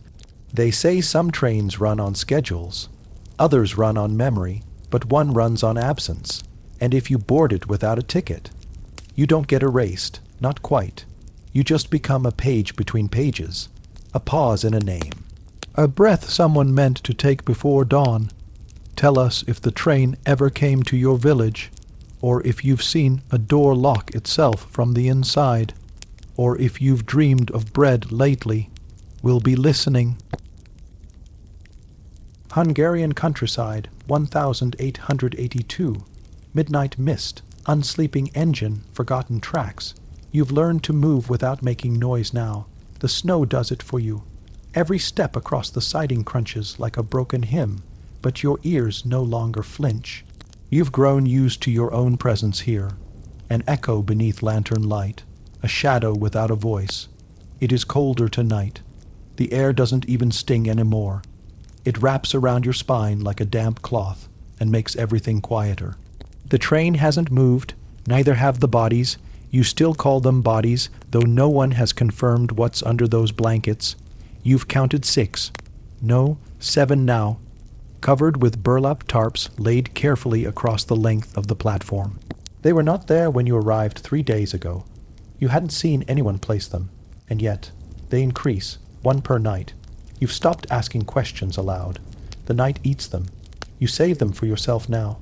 Tonight you return to the carriage, the one with the iron latch, the one that should not be locked from the inside, the one where someone, or something, keeps lighting a lantern and then extinguishing it before you get too close. You have brought no weapon, just a torn map, your numb fingers, and the name you heard the station, Master whisper in his sleep, Valeria. It had made his lips twitch with dread. Valeria is not on the map. But then, neither is this station. You reach the train. The carriages look like rusted sarcophagi now, their doors clamped shut with a kind of stern silence. No frost touches the windows. Something inside keeps them warm. You press your palm against the glass, cold, colder than the air, a strange inversion, as if the warmth in the cabin has been replaced with a deeper chill, one that forgets how to thaw. Then you see it again. The lantern, a flicker, far inside the third carriage. You step back, then forward again. It swings slowly, though there's no wind. You place a hand on the door handle. It turns. The door opens. Inside, nothing moves. Nothing breathes. The light comes from a single oil lantern hanging crookedly above the narrow aisle. The benches are empty. No luggage. No passengers. Just the faint scent of pipe smoke and gingerbread. You feel your throat tighten. You smell. Home, or something pretending to be it. You move down the aisle, carefully, each bootstep echoing a dull wood. On iron tap. You count the benches, 12 on either side. One has a single glove resting on it, small, red, trimmed in white wool. A child's. Another bench has a playing card pressed into the seat cushion. The Queen of Spades, folded sharply down the center, like someone couldn't bear her gaze. You reach the back of the carriage. There is a compartment there. A crew berth, perhaps. The door is ajar. You push it open. Inside lies a man. No, not quite a man. His eyes are shut, but he breathes. Too slowly for comfort.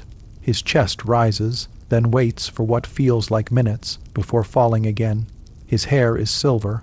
His coat is green military wool, Hungarian cut, but at least 30 years out of date. His boots are unworn. His fingers twitch occasionally, like he's listening to music only he can hear. You whisper, "Are you awake?" His eyes open. They are entirely black. You do not move. He does not speak. Then his lips tremble, and in a voice that sounds dust, dry and weary, "Is this the last stop?" You don't know how to answer, so you ask instead, "Who are you?" His gaze doesn't focus, but his answer is clear. "I am the sleeper." You feel your knees begin to shiver, not from cold, but from something older, like your bones remember a rule you've broken. What happened to the passengers? His lips curve upward just a little. A suggestion of a smile or a regret. They disembarked, he says. They stepped off too early. You swallow, and the blood. He closes his eyes again. Not all doors are meant to open. Not all maps mean to be found. Some routes are meant only for the forgotten. You turn to leave. But his voice returns, sharper this time. Do not go into the forest. You are outside again. The snow has stopped falling, but the mist has thickened. It clings to the station siding like rotted lace. You hear a sound, a high metallic shriek, like metal scraping metal, far off into the trees. It lasts 3 seconds, 4, then silence. You remember the guard, the one who walked into the woods. You remember the name he said under his breath, Ferenc Feroci Sorazat. A series, a pattern, not a location. You stand still long enough to feel your pulse in your teeth. Then you notice something new. Footprints, leading from the back of the platform into the tree line. One set, barefoot, deep, as if whoever left them weighed more than they should. You kneel down, the snow in the prints is not melted, but your fingertips come away sticky, not water, blood. You follow them. Because of course you do. Because this is what it means to still be here when everyone else has gone. You follow because something is telling you that no one else will, and if someone doesn't walk this path, then it will disappear entirely. The trees greet you with silence.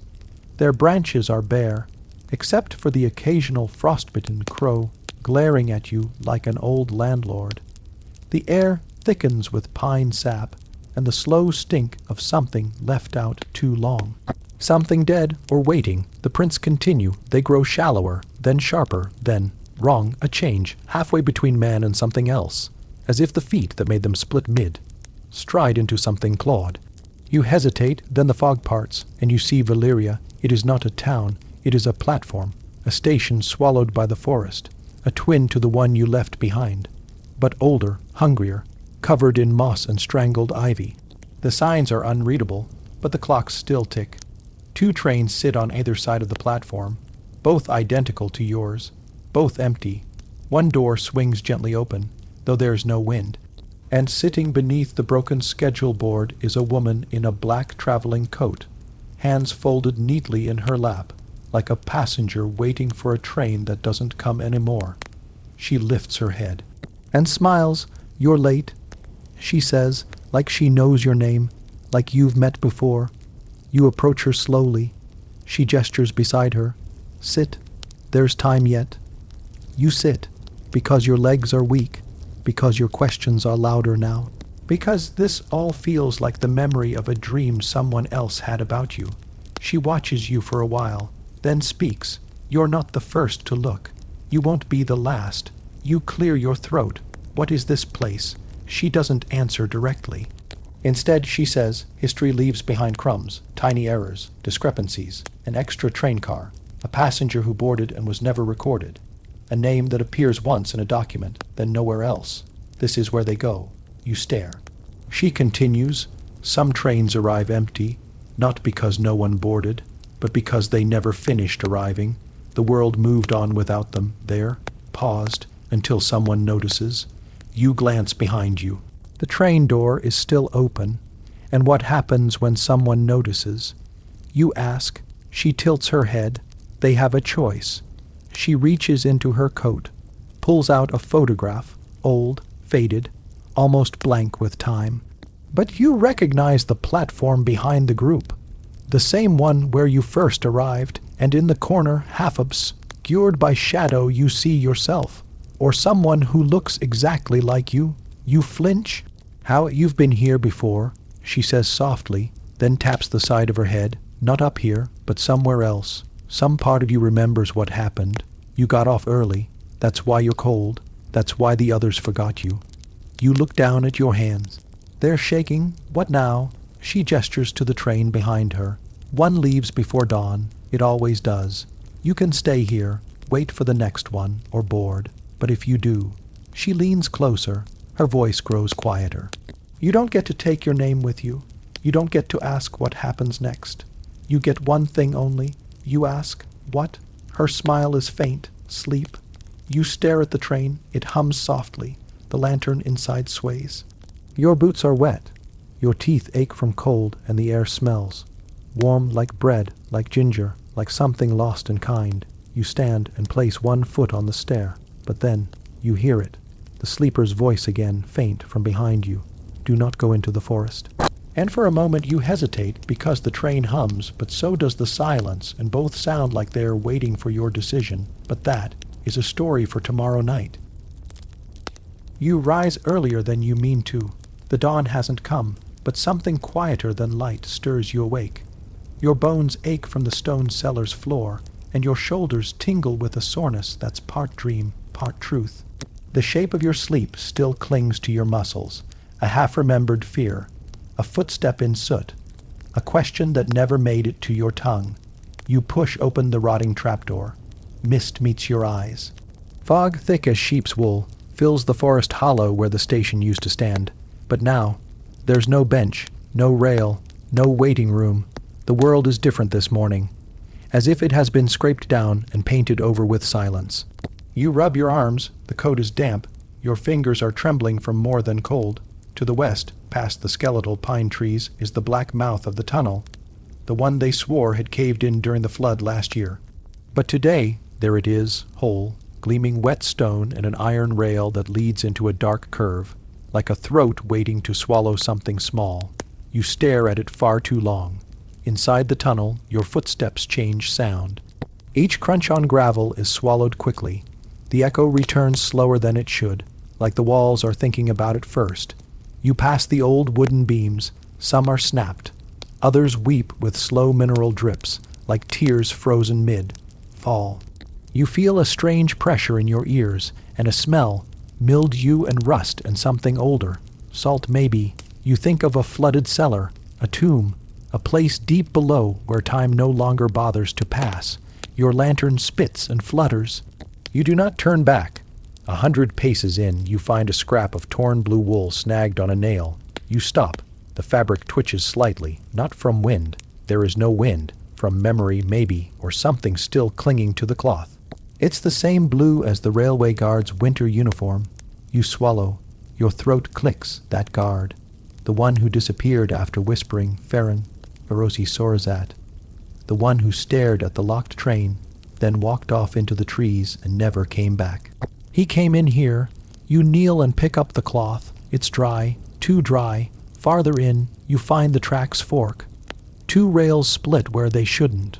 One continues straight, the other curves sharply left into total darkness. There's no signage, no reason for the divergence. You remember the map from the ledger. There wasn't supposed to be a fork here. You shine your lantern down both paths. Both vanish into black. Both whisper. The left one hums faintly, like breath. You choose left. There are names etched in the wall now, scratched with knives or nails or broken teeth.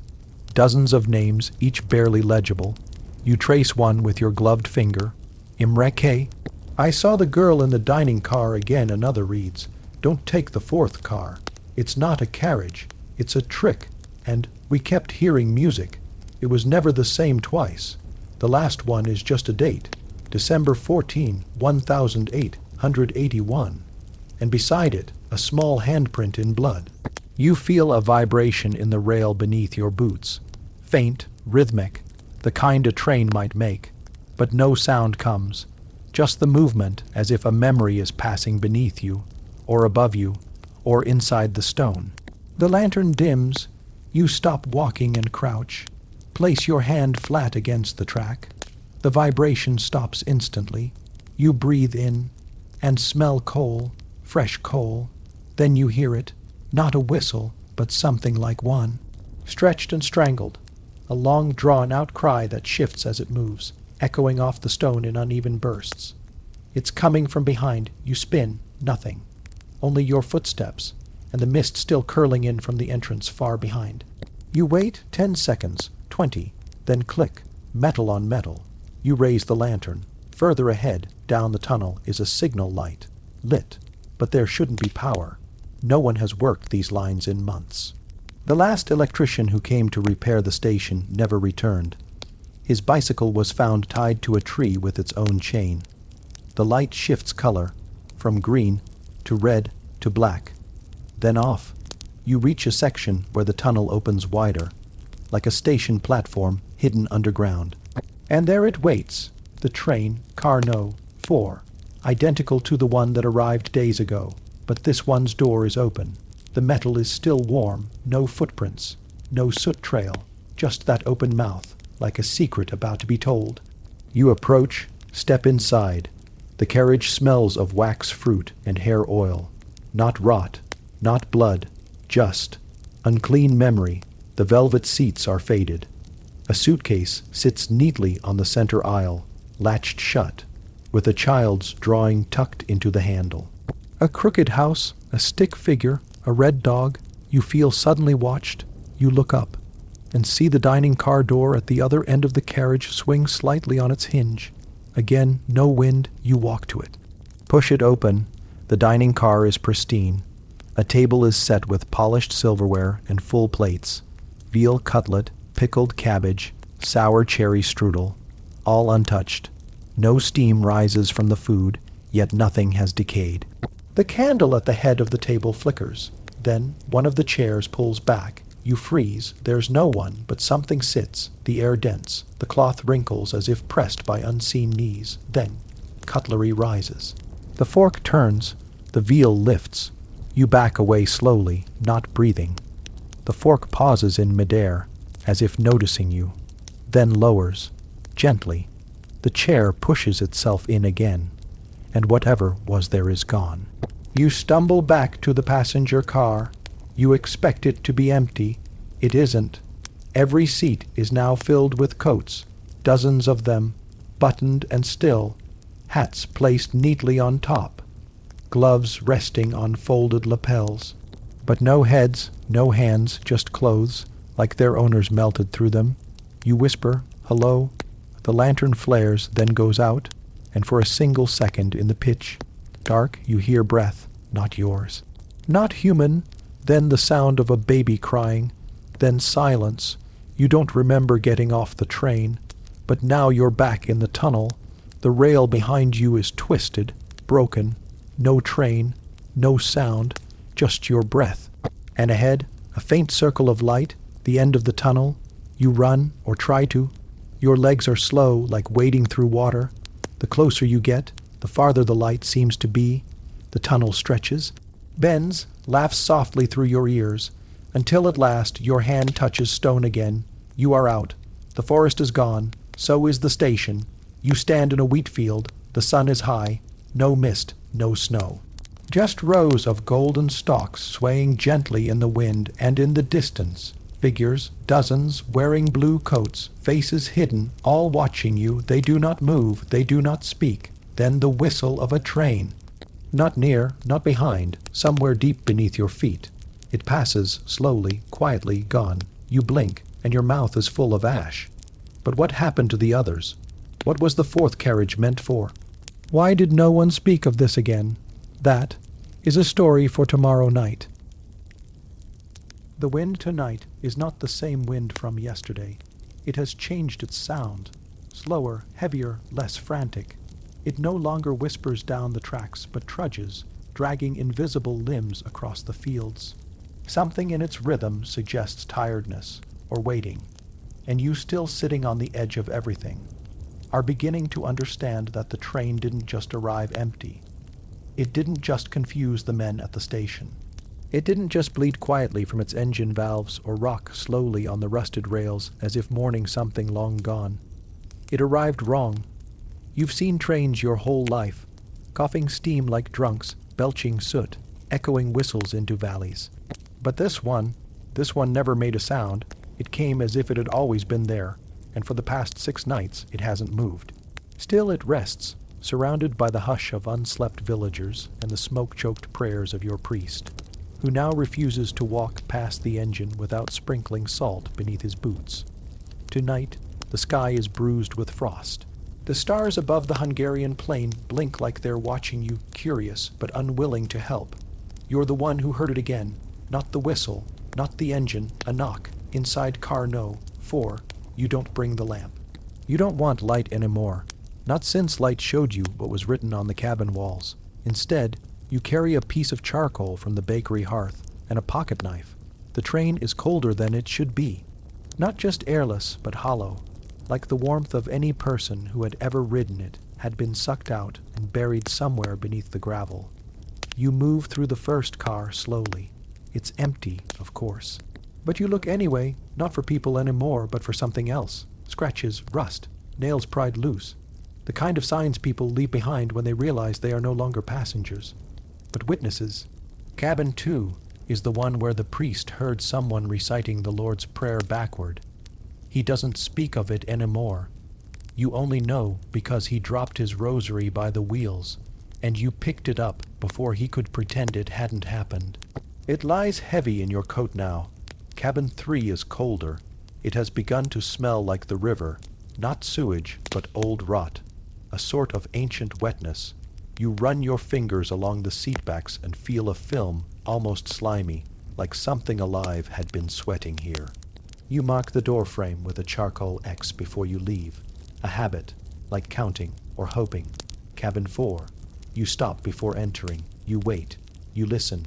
You try not to breathe too loud. And then, there it is. A soft knock, not on the door, from within the walls. It's not frantic, not a scream for help. It's rhythmic, as if someone is asking a question without using words. You open the door and nothing changes. Inside, empty benches, a single leather glove resting upright on a seat, like it's offering you a hand, a torn satchel, the floor dusted with something white. Not snow, not ash, bone. You lean down, touch it. Rub your fingers together, teeth dust. You sit. For the first time since it arrived, you sit inside the train, and something shifts, not physically, not like gravity, more like recognition, like the train notices you. You reach into your coat, pull out the priest's rosary, wrap it around your left hand, and then, quickly, before you lose your nerve, you speak aloud. Who knocked? Nothing. I heard you every night, same time. Silence.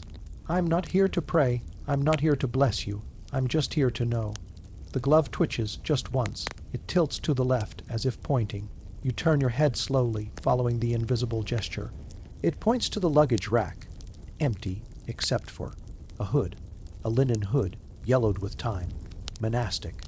The kind a plague doctor might wear before the beak mask became popular. It wasn't there before. You rise, your joints creak. The train creaks back. You reach up. The hood is stiff, cold. It smells of vinegar and salt. Inside the hood, a note. You don't read it yet. You slide it into your boot. Something tells you it doesn't want to be read here. Not in the dark belly of this thing. You leave the train, and for the first time it exhales. A long hiss of steam that smells like boiled meat and coal tar. You wait until morning. Back in the station, beside the dying coals of the watchman's fire, you finally open the note. The handwriting is angular, childish, and old, much older than ink should allow. It reads, "They were not passengers, they were witnesses. I wore the hood so they could not see my face, but some did, and so they are gone. I remained still. You turn it over. The back is blank, except for one faint circled.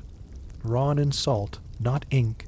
You've seen this circle before, carved into the frost on the engine side, smudged on the back of the conductor's seat, etched once into the sole of a boot you found hanging from a signal pole. The next night, the train hums. Not loud, just humming. You don't hear it so much as feel it. In your jaw, your fingers, behind your teeth. It draws you out of bed, barefoot, bare, sold back to the tracks, and when you arrive, someone is already there. A man, wearing the linen hood, not moving, just sitting on the platform, his back to the train, legs crossed, hands folded in his lap. You speak first. I read your note. No response. You said they weren't passengers. Who were they? Stillness. Where did they go? Slowly, the man raises one hand. He points upward, not to the stars, to the wires, the telegraph wires, dead wires. They left through messages. You ask. His head nods, barely, like a leaf shifting in weak wind. You take a step closer. Can they come back? No answer. Are you still? You. At that, he finally stands, and he removes the hood. You see no face, just darkness. Like the hood is an opening, not a garment. Like the body beneath it ended, long ago, and then a whisper, but not from the hood. From the train, behind you, You turn. Cabin 4's door is open. The glove is gone. The dust is disturbed, and something is sitting inside. You squint. It's your shape. It's wearing your coat. It's holding the priest's rosary, but it is not you. You stumble back, heart pounding. The man in the linen hood, or the absence that wore him, has vanished. The wires above whistle softly, and behind you the train begins to move. No engine sound, no whistle, no conductor. It moves backward into the mist like it never came, like it came to collect something. And now it has. You look at your hands. You are still you, aren't you? But the rosary is gone, and so is the charcoal X on your sleeve, and your boots feel tighter, like they don't fit anymore. The station is quiet again. Too quiet. No watchman, no priest, no guard, just you, or someone who remembers being you. You walk into the office. The mirror behind the desk still holds its layer of grime, just as it always has. But now, it doesn't reflect you. Only the train, only cabin 4. Still open, still waiting, still knocking, but that is a story for tomorrow night. You wake to a whisper, not a voice, not even wind. Just the idea of sound brushing the shell of your ear, a hush too soft to name. The fire has gone out again. Your fingers are stiff as wires, curled around the last ember of heat in your coat. The air smells faintly of scorched fur and metal. The lamp beside you flickers, then dies completely. You blink into darkness. Somewhere beyond the stone wall, something moves. You wait for it to pass. But it doesn't, it lingers, a shape without shape, just at the edge of your knowing. It doesn't speak, not with words, it just exists. You feel it the way a candle feels a breath before it goes out. You sit up, your boots scrape cold stone, frost lines your nostrils, the hairs on your arms rise as though touched. But you are alone in the storeroom, or so the walls insist. Still, the air carries the weight of an observer. Your lamp refuses to relight. The match burns down, trembling in your fingers, until it scalds your nail and dies. You wait for the echo of it, the rustle of disturbed ash, the slow return of silence. But instead, you hear something shift just outside the door, a drag, a dull metallic clink, like someone pulling iron along the ground. You don't speak, you don't breathe, you just listen. Morning finds you at the threshold, back pressed to the door, knees locked, knife in hand. Nothing came in, but something stood there. You felt it, you know it, and it left a trace, a long streak in the dust, a faint imprint on the ground, and beside it, a hinge, not a door hinge, not from anything you'd recognize. You brush it clean. It's heavy brass, hand-forged, too smooth, too perfect, and oddly warm. It shouldn't be warm. You pocket it. That afternoon, you go back to the station archives. The clerk greets you with less suspicion now, or perhaps just less interest.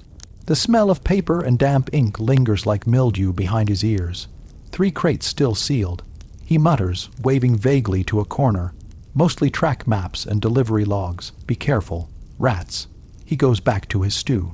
You go back to your ghosts. Inside the crate, yellowing train manifests, names too faded to read.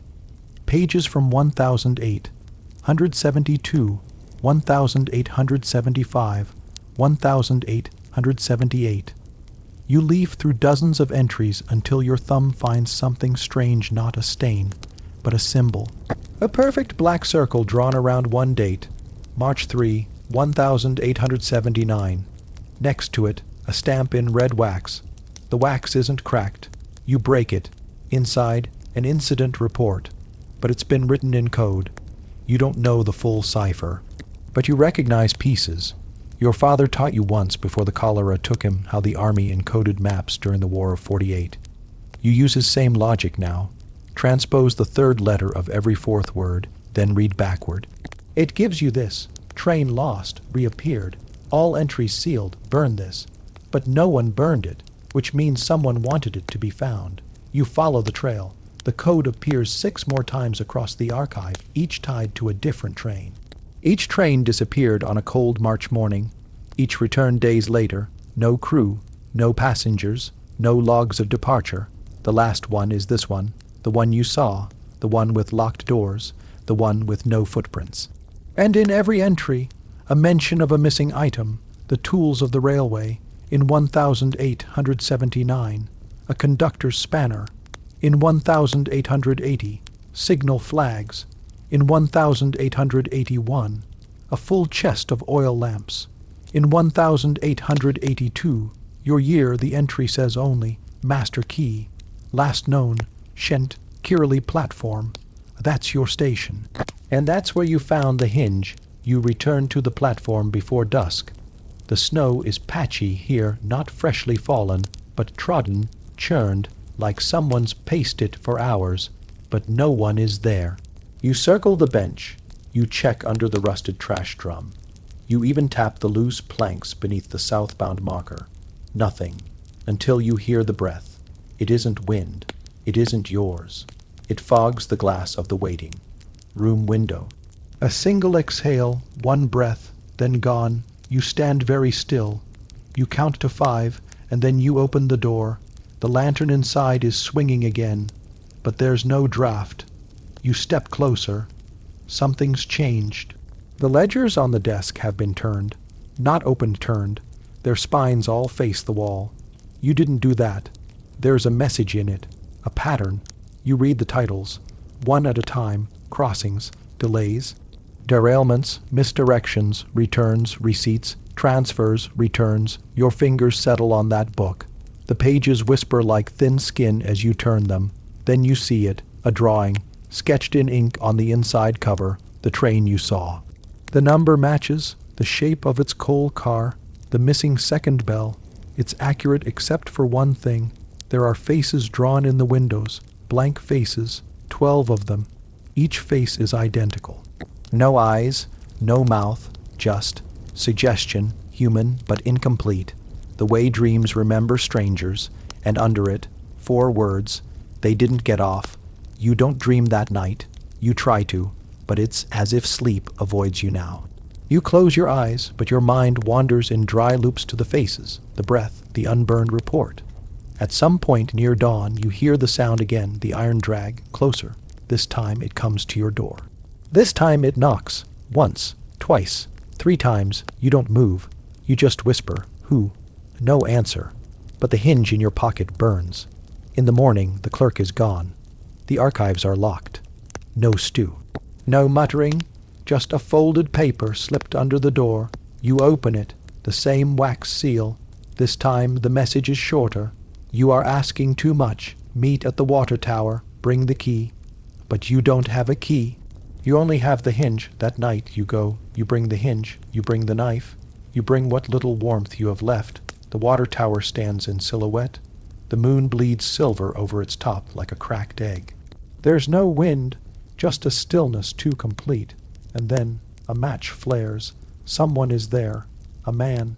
Thin, gaunt, his coat 2 decades out of fashion. His eyes red, rimmed and wide. He speaks without greeting. You saw it. You nod. The train. You nod again. Did you hear them? You hesitate. No. He leans in. You will. He tells you everything, not in a rush, not even urgently, just plainly, like a man tired of secrets. They're building something. He says, on the other side. You ask what side. He doesn't answer. You show him the hinge. His face breaks like paper. That's not yours. You say you found it. He says no one finds it. Only those who have already been marked. You ask what it opens. He looks up at the stars. Then he whispers, not a door, a cycle.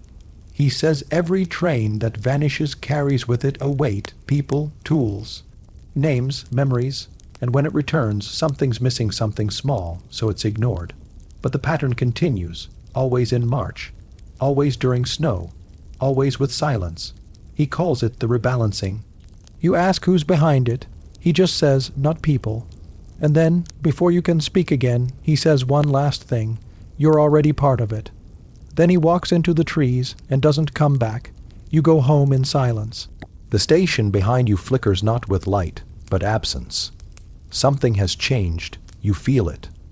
And as you turn the corner, you hear it again. A whistle, far off, too early. Not on the schedule, but coming closer. And closer, you hear the boots before you see him. Crunch, crunch, crunch, 3 careful steps, then a pause, then 3 more. Identical, deliberate, like a man counting each movement as if the snow were a ledger and every indentation a debt he'd rather not owe. You don't turn, not yet. You've learned not to meet things too quickly in this place. Some things behave differently when you pretend not to see them. The fog curls low tonight, strange and restless. It loops around the bench where you sit. It winds around the iron post like smoke in a crooked pipe. You imagine it's watching. You imagine everything is watching. Crunch. Another step. The man is getting closer. And still, no breath, no whistle, no sound from the train yard, just your heart doing its quiet, steady work. Just your fingers digging once again into your sleeves. You finally look. The man is tall, not unusually so, but stretched. His coat is long and gray, buttoned all the way to his throat. But it's the direction he's walking that stops your breath. He's walking backward, carefully, smoothly, his heels settling into each step like they already know the path. As if he's retracing something he cannot face forward. His eyes are shut. You don't know why that's the worst part. His hands twitch at his sides, not like nerves, like memory. You wonder if he's feeling something you can't see, grasping for an object long gone, or still warm in another timeline. You don't move, you barely breathe then. His eyelids flutter, once, twice, open, he stops, and just like that he turns, faces you. His mouth opens. But he doesn't speak. You almost wish he'd scream. Instead he lifts one hand, slowly, and presses it flat to his chest and bows, not deeply, just enough, and now he's waiting. You hear yourself speak before you know what you're going to say.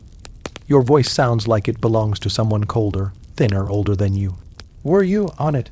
His head tilts, not in confusion, more like recognition, like you've asked the question right. I was, he says, voice rough, paper, thin, and I wasn't. You blink, he gestures toward the station. I boarded the train at dusk, he says, but I arrived before dawn.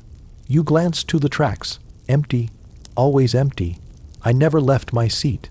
He adds, and yet, I'm not where I started. You clear your throat. Did you see the passengers? He smiles faintly. Only their shapes. I think they were sleeping, or remembering how. You want to ask what that means, but you're not sure you want to know.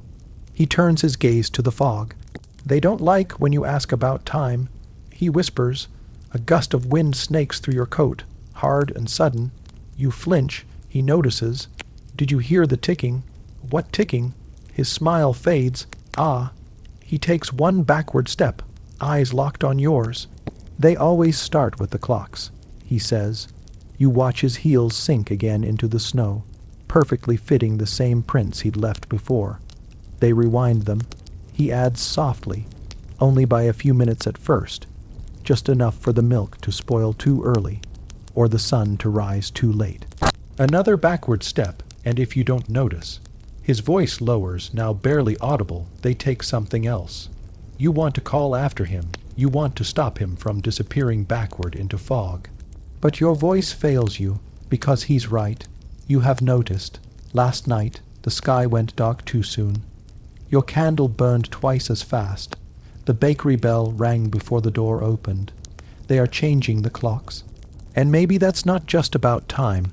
Maybe it's about permission, one more backward step. The man's shape fades now, swallowed by the fog until only his voice lingers. Don't sleep too long. He says, as if reading your mind. Or you might wake up before you've even gone to bed. Then silence. You are alone again. You don't sleep that night. Instead, you trace the footprints he left, backward. You want to believe you'll find their beginning. But when you reach the edge of the yard, the snow is untouched, smooth as milk, blank as paper. You look behind you. The prints you made just now, they're gone. There's only the bench again, and frost on the windows. You place your hand against the nearest pane of glass. Something shifts, a faint warmth, and inside the empty station, you swear the lantern has moved. It's no longer swaying, just hanging still. Off-center, as if someone touched it, nudged it, or took it down, you step back, your stomach knots. Something has changed, but again, there are no footprints, no sign of entry, just the quiet sound of ticking. You freeze. Somewhere beneath your ribs you feel it. A soft, steady pulse. It isn't your heartbeat. It's coming from the bench. You kneel. Slide your fingers along the planks, and there it is. Taped to the underside of the seat, a pocket watch, not ticking like a clock. Ticking faster, a jittering stutter like it's running from something. You hold it in your palm, the hands whirl like dancers. Hours, minutes, seconds, no longer in sync. The glass is warm, too warm. You're not ready to open the back, not yet, but you know you will, because something inside that watch remembers. You sit again. The bench creaks. You close your eyes just for a moment. You don't dream of bread this time. You dream of arriving, but no one comes to meet you, and your name isn't called, not because it's forgotten, but because it hasn't been written yet. But that is a story for tomorrow night. They find you by accident, or rather, they find your coat hung up on a gatepost like a scarecrow's final prayer. It's stiff with ice, and the wind flaps one empty sleeve like it's waving goodbye. You're still wearing your boots, though. Someone points that out, that the boots are here but you are not. It doesn't make sense, but very little has since the train arrived. You're standing at the edge of the frozen stream, staring down at something just beneath the surface. It's hard to tell what it is. A shadow, maybe, a log, or a body curled like a question mark in the mud. But you're not blinking. That's what makes the man with the lantern step closer. "Hallo?" He tries. You don't answer. He waves his light across the crust of snow around your feet. No prints, no path, just untouched white, as though you drifted here without walking at all.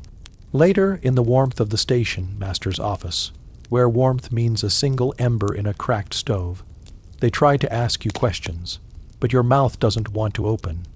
It's too busy remembering the taste of ash, or iron, or both. The woman in the green cloak keeps her distance. She watches your lips instead of your eyes. He's in shock.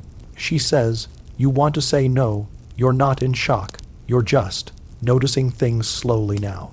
Slower than before, like how the map on the wall has a thumbprint of dried blood near Debrecen, or how the lantern keeps swinging, even though the air is still. You don't ask if it was swinging before. You've stopped wanting to know the answer to things. They feed you broth. It tastes like bone and smoke. You drink it anyway. Someone says the tracks need to be cleared again. The snow filled them in overnight. Again, someone else says the train is still locked, still sealed, still waiting in the siding like a question too dangerous to ask twice. You don't remember walking to the stream. You don't remember taking off your coat. But you remember what you saw beneath the ice, and you're not ready to speak of that. Not yet. Night thickens around the station like old jam. It sticks to everything. The windows go blind with frost. The clock stops ticking sometime before midnight. The mice in the walls fall silent. Even Lajos, you lie on the mattress again. Straw pokes your ribs. You count your breaths like coins. You think, if I fall asleep, will I still be here when I wake up? Will here still be here? There's a knock on the door. Just one. Then silence. You sit up. Wait. Nothing. The knock again. This time softer. You cross the floor, careful not to step on the squeaky board. The door creaks when you open it. Nobody there, just the snow and the train, still sitting in the siding like a monument to something long since cursed. Its windows are black, but one of them is open now. You're certain it wasn't yesterday. You go back inside, you close the door, you don't sleep, not even a blink. By morning, the woman in the green cloak is gone. No one saw her leave, no footprints in the snow. Her cup of tea still warm. The station master tries to joke. Maybe she was the ghost, he says, chuckling too loudly, but no one laughs, because when they check the register, her name isn't there, and when they check the chair she sat in last night, it's wet. Like she was never dry to begin with. Like she came in from beneath the ice. You are not cold anymore. You are afraid, and that is different. The constable arrives that afternoon. He's young and too clean. His coat looks like it was bought just for this journey. Gray wool, brass buttons. He walks with the swagger of someone who doesn't believe in things until they touch his skin. He doesn't believe in this. Not yet. He knocks on the engine door with the back of his glove. No answer, of course. He tries the handle. Still locked. Still sealed from the inside. He steps back. Nods once. Motions to the blacksmith. The lock is filed through with the sound of a scream made out of metal. When the doors finally creak open, the smell comes first. Not rot, not death, but memory. It smells like time stopped halfway through a thought. Like a dinner left uneaten for decades, like the scent of someone who was just here, and no longer is. The constable steps aboard. The floor is clean, too clean, no soot, no snow, no blood, no boots, but every seat holds something small. A glove, a letter, a scarf tied into a bow. He walks down the aisle slowly. He sees the ledger. He does not open it. He reaches the end of the carriage. He turns around. There's now a hat on the seat beside him. He doesn't scream, but he does not go back inside again. The investigation is quiet. That's the word the papers use. Quiet inquiry launched in Southern Rail Line mystery. They don't print the photos, especially not the one with the handprint on the ceiling. They blame sabotage or foreign agents or both. But no one comes to collect the train. It just stays like it belongs now. You stop dreaming of bread.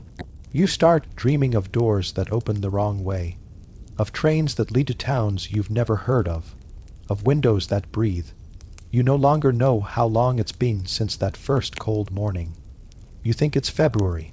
Someone tells you it's March. You nod, but you no longer trust time, because the snow hasn't melted, not once, even when the sun comes out, even when birds land in the branches. The snow refuses to melt, like it's covering something that must stay buried. You know what you saw beneath the ice. You know it had eyes, and it blinked.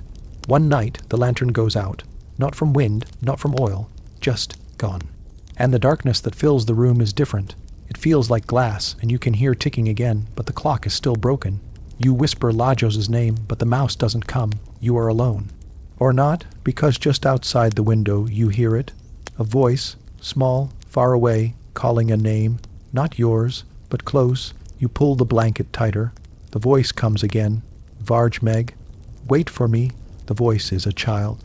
And it's coming from the train. You do not sleep that night. But in the morning your pillow is damp from snow, not tears. They send a priest. He won't go inside the carriage. He sprinkles holy water from 10 feet away. He says a prayer with the wrong words in the middle.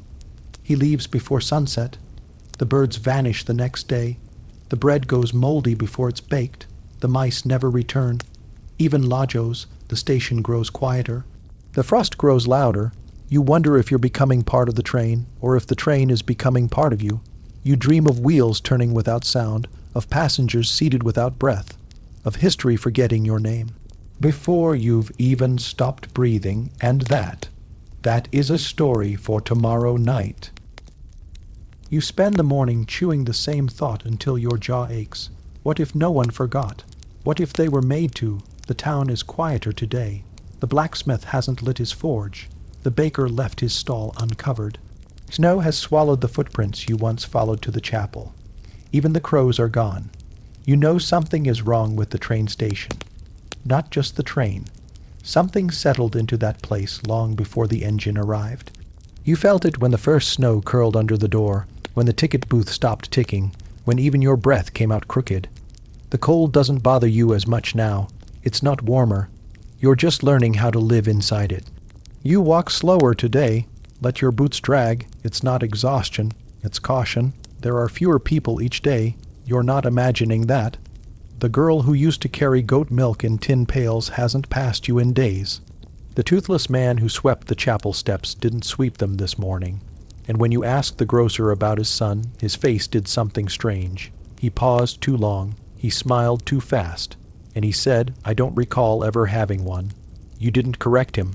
You've begun writing things down, small things, names of people, colors of doors, how many steps between the post office and the lamppost. You tuck the notes into your coat pocket. One went missing yesterday. It listed the names of everyone who boarded the train 3 weeks ago.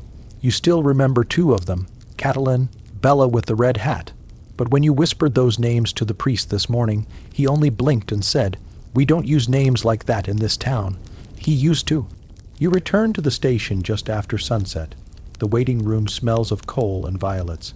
It always has, though you're not sure why. You've never seen violets here, and there's no coal in the stove. A boy is sitting where you sat your first night. On the splintered bench, knees pulled up, eyes glassy. He looks about 12. His coat is too thin. He's shivering so hard, You hear the rhythm of his teeth before he speaks. They tried to make me forget, he says, but I bit my own tongue. I told myself my name until I slept. You crouch beside him slowly, careful not to scare him. His fingers are blue. His boots don't match. What's your name? You ask. The boy blinks like he's looking for it. He opens his mouth, closes it, and then, Aaron. You believe him. His eyes hold too much of something real. He flinches every time the lantern above sways. That's not acting. That's memory. He says he came from Vac, was headed to Debrecen. He boarded the train with his brother, mother, and a woman with a fox, fur muff. He remembers the way the muff tickled his cheek. He remembers the bitter coffee his brother spilled on his lap.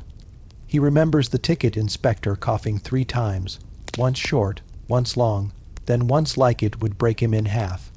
He remembers falling asleep. And waking up here, alone, the train had stopped, but no one else had moved, no conductor, no passengers, all doors sealed, no sound. He broke a window with his elbow. That's why his coat sleeve is torn. I walked, he says, for 2 nights. Then I found this town, but everyone here talks like there was never a train, like I was never on it. He's crying now, and he doesn't seem to notice. You give him the crust of bread from your pocket. It's too hard to chew, but he tries anyway. He winces, then smiles. Still have my teeth. He says softly, you sit beside him until the lantern burns out. You tell him he's not crazy. You tell him you believe him.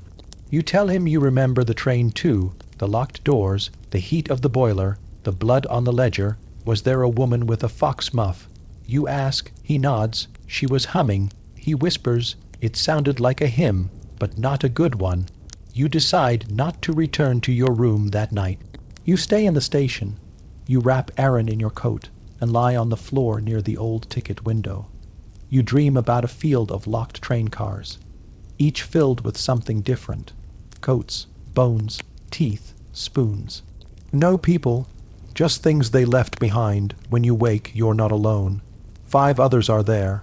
They look like you feel, sleepless, desperate, frostbitten at the edges of their thoughts. Each carries something, a piece of proof. A woman holds a wedding ring tied to a train ticket. An old man keeps a conductor's whistle in his sock. A teenager carries a box of matchsticks, one of which glows blue when lit. They call themselves the remembered ones. They've all arrived within the last month, all from different towns, all boarded the same train, all woke up alone. No one else remembers them. You learn quickly that they've been meeting here, late at night, under the broken lantern. They speak in whispers. They write things down. One man carves notes into his belt. They all believe the train wasn't broken. It wasn't haunted. It wasn't an accident. It was a test. Someone, says the woman with the wedding ring, is measuring what the mind can lose before the heart notices. Her name is Dorothea. Her husband never made it off the train. She remembers the weight of his hand, limp in hers. She kept whispering his name, louder each time. When she screamed it, the windows frosted over. You want to laugh or cry or run, but there's nowhere left to go. The town is fading too. One house vanished entirely last night. Where it once stood, there is now a pond with no reflection. You show them your notes. Aaron gives you a tooth he pulled out to stay awake. Someone else has a thread from the conductor's coat. You all share your scraps like sacred relics. You ask the question that's been clawing at the base of your brain for weeks. Why? No one has an answer, but the boy Aaron has a guess. Maybe, he says, the train didn't take us anywhere. Maybe it brought something here. You don't sleep again for 3 days, not well at least. When you close your eyes, you see the tracks, stretching, bending, melting. The ties between the rails look like ribs, and the whistle sounds more like a scream, but still, you come back each night. So do the others, because remembering together is the only thing that makes it real, and because you've all begun to forget your own reflections. They change. One night, your eye color is wrong. Another, your shadow doesn't lift its arm when you do. The boy's left foot points backward now. He hasn't noticed yet. You wonder if this town was real at all, or if you've all been inside the train this whole time, but that is a story for tomorrow night. You watch the trees more closely now. It has been 3 days since the station master went missing. 2 since the boy found his boot by the tracks, half, sunk in frost. 1 since the night you saw someone, or something, move behind the rail yard fence. Tall, limping, wrong. You've stopped asking if anyone else sees it too. No one answers, not anymore. The village grows quieter with each morning. First it was the grocer who closed early. Then the woman who used to whistle near the ingan without her coat. Then the priest stopped ringing the bell for vespers. He just sat there instead, eyes red, staring into the empty church like something might walk out of the shadows. You think about going back to Pest. But there is no train, not anymore. The tracks stretch out of town like a promise never meant to be kept. Too clean, no soot, no cinders, as if the last locomotive scrubbed the rails behind it as it vanished into the hills. The silence has changed shape. It used to be the kind of quiet you expect from a small place. The hush of wool scarves and low voices, the stillness between footsteps. But now it's a heavier thing. A pressure in the chest, a second pulse beneath your skin. You don't sleep much, and when you do, you dream of Keys. You see him again near the crossing post. The man with one glove. He's leaning against the fence, left hand bare and red from the cold, the other covered in stiff, black leather. His coat is too long in the sleeves, too short in the waist. His eyes are the color of steel shavings. You've seen him before, twice now. Once the day after the empty train. Once near the burned orchard, staring into a ditch. He doesn't speak, just tips his hat, brown crushed at the brim, and walks off with a crooked gait like one leg remembers a limp and the other refuses to. You tried following him once, but by the time you reached the edge of the clearing, he was gone. No footprints, no broken grass, just the smell of old tobacco and something sharper, like iron. The boy says he used to work on the line. Before what? You asked. The boy shrugged and spat. Before the train came back wrong. There's a man at the post office who collects rumors like stamps. He drinks from a chipped mug and folds his newspaper too precisely. You ask him about the train. He doesn't laugh, doesn't even blink. Wrong engine, he mutters. Number was scratched out, but I saw what was under it. Old registration, one that burned in 77. You stare. They buried that wreck near the bend. Shouldn't have moved again.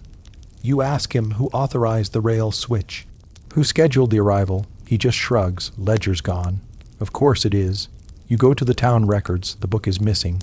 You check the line House Manifest. The page is torn.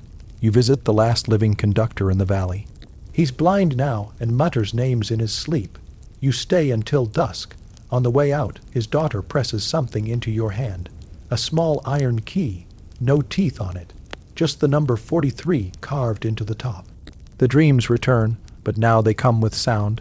Metal wheels turning on dry gravel, a soft thud like footsteps in heavy snow, and breathing not yours, not close, but steady, measured. You wake to frost on your lips. The key is still in your pocket. You haven't told anyone. You used to tell Lajos, the mouse, but he hasn't come back in days. You found a single gray whisker near your pillow. Nothing more. Your stomach hurts again. You've been eating nothing but hard bread and tea leaves. The butcher's door was bolted shut. The baker's chimney hasn't smoked since Thursday. Even the river smells strained, like it's holding its breath.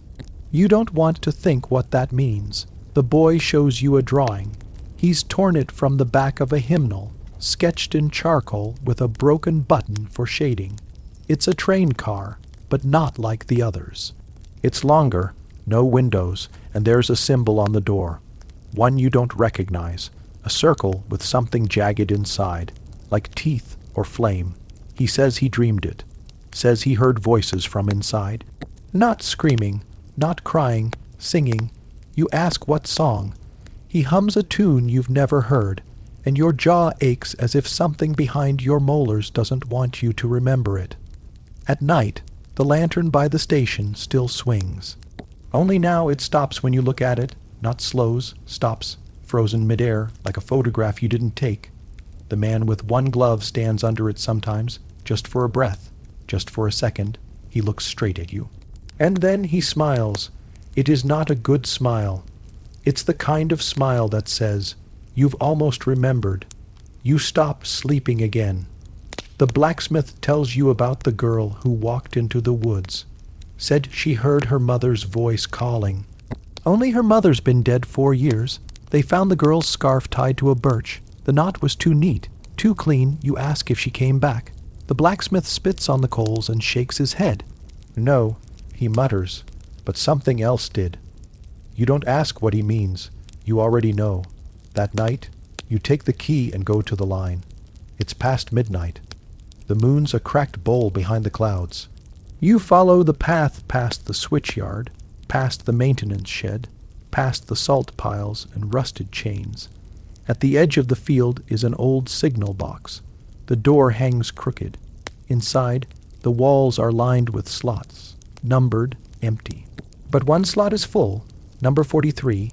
You reach out. The key fits. The wall shudders. A panel shifts behind it. Stairs, wooden, narrow, soaked in tar. They lead down. You pause. But the lantern flickers behind you, and the cold grows louder, and somewhere above the wind says, "It's time." So you descend 1 step, then another, then 17 more. At the bottom is a door, no handle, just iron bolts and one strange hole the size of a coin. The door is warm. You press your hand against it and hear a sound. Not machinery, not voice, music, the same tune the boy hummed, only slower, hungrier. You pull back. The key is heavy in your hand. You don't want to open it, but something already has. The bolts slide without touch. The door yawns wide, and you see no, you don't, not yet. The light bends in ways your eyes won't follow. The shape inside is wrong. It's not smoke, not steam. It looks at you and grins. The door slams shut. You are alone again, but your boots are wet now, not with snow. You wake in your bed. Your pillow smells of rust. The key is gone. Your hands are cold. So is your mouth, but you are still here, aren't you? You open the curtain. The tracks are empty, but there, far down the bend, just at the edge of sight, a single train car, windowless, still, waiting, and someone, just one figure, leaning against it. Black coat, one glove. He tips his hat, and this time he waves, but that is a story for tomorrow night. The ink has started to fade. You stare at the conductor's ledger again, though you've read it 3 times this morning already. The parchment is stiff, stained at the corners. You've grown familiar with the loops of the conductor's hand, with the trailing flourishes of departed and arrived, with the numbers that don't quite add up. But now, something is gone. You aren't imagining it. You remember the smudge of red at the bottom of page 6.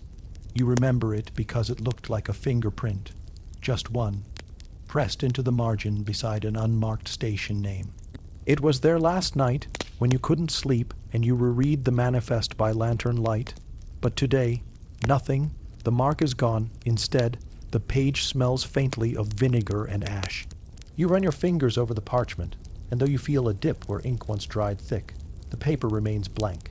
Outside, frost feathers across the train's windows again, every pane a white whisper. You've stopped trying to scrape it away. The train hasn't moved in 3 days. It sits like a carcass. Doors still locked from the inside. Boiler still wheezing even though no one stoked the coal. No passengers. No crew, just your boots echoing through each car. And Lajos, the mouse, who has moved into your coat sleeve permanently. You haven't the heart to evict him. The wind outside no longer howls. It listens. You step down from the train, boots crunching the snow. The same 3 prints you made earlier today. Yours, no others. Not even the birds dare walk here anymore. Down the hill, in the village of Nearseg, windows remain shuttered. People look away when you enter the tavern. They pretend they don't know your face, though you've eaten there 4 times this week. You carry the ledger under your coat. You don't know why, exactly. It just feels like a responsibility. At the edge of the tavern, the same old man with the scarred throat sits near the stove, his coat patched with someone else's coat. He hasn't spoken to anyone in years, they say. Not since the cholera took his son. But today, when you pass him, he stirs. He points a shaking finger at your chest, then down, then across. You follow the motion. North, then east, toward the woods, toward where the guard walked off days ago, muttering about Ferenc, Arosi Sorzad. You say nothing, only nod. The tavern keeper pours your tea too hot. He never meets your eyes. Back on the hill, the train exhales softly. A trick of pressure, or something else. You sit in the snow for a while, back against the rails. You're not cold anymore, just tired. The page with the missing ink still smells wrong. You bring it close again. Under the pale light, a shimmer appears faintly, like heat waves or candle grease. You tilt the page. Something shows, not letters, not numbers, but something circular. A faint impression. You dig into your coat pocket, find the thin stub of candle you stole from the station storeroom. You press the page over its warmth. A name appears, one you don't recognize, one you can't pronounce, but it's there, right where the fingerprint had been. You whisper it aloud, and something cracks behind you. You stand slowly. The last car of the train has shifted. Just slightly, the metal coupling groaned. The snow around its wheels melted in a perfect ring, as if warmed from below. You approach, heart in your throat, breath shallow and fogging. The final door unlatches.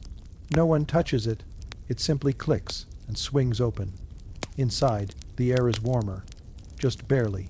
You step through. Nothing has changed. The seats are empty.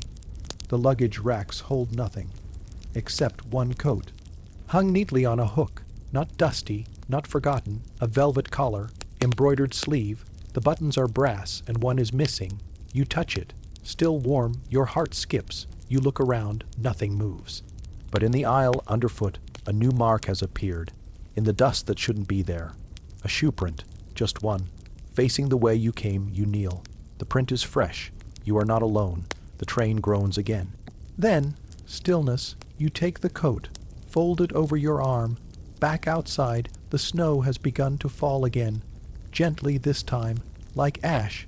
You do not return to the tavern. You walk instead toward the woods. Toward the direction the old man pointed. You don't know what you're looking for, but you carry the coat and the ledger both like offerings. Lajos twitches in your sleeve. You stroke his head with your thumb. The trees seem farther than before, the hills taller, the clouds slower, but still you walk.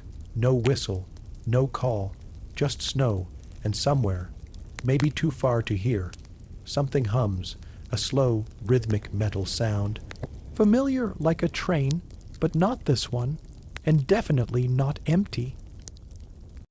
You lie awake for hours, not in the station, not anymore. You're in a barn now. Bare wood slats, wind bleeding in through the walls, and the smell of hay that's been pissed on by so many animals it smells more like rot than grass. But it's better than the station. The priest let you stay here, not in the rectory, not in the chapel, just here behind it. He doesn't trust you, but he fears you less than the train. You roll over and tuck your arms under yourself again. It's a trick to keep the heat in.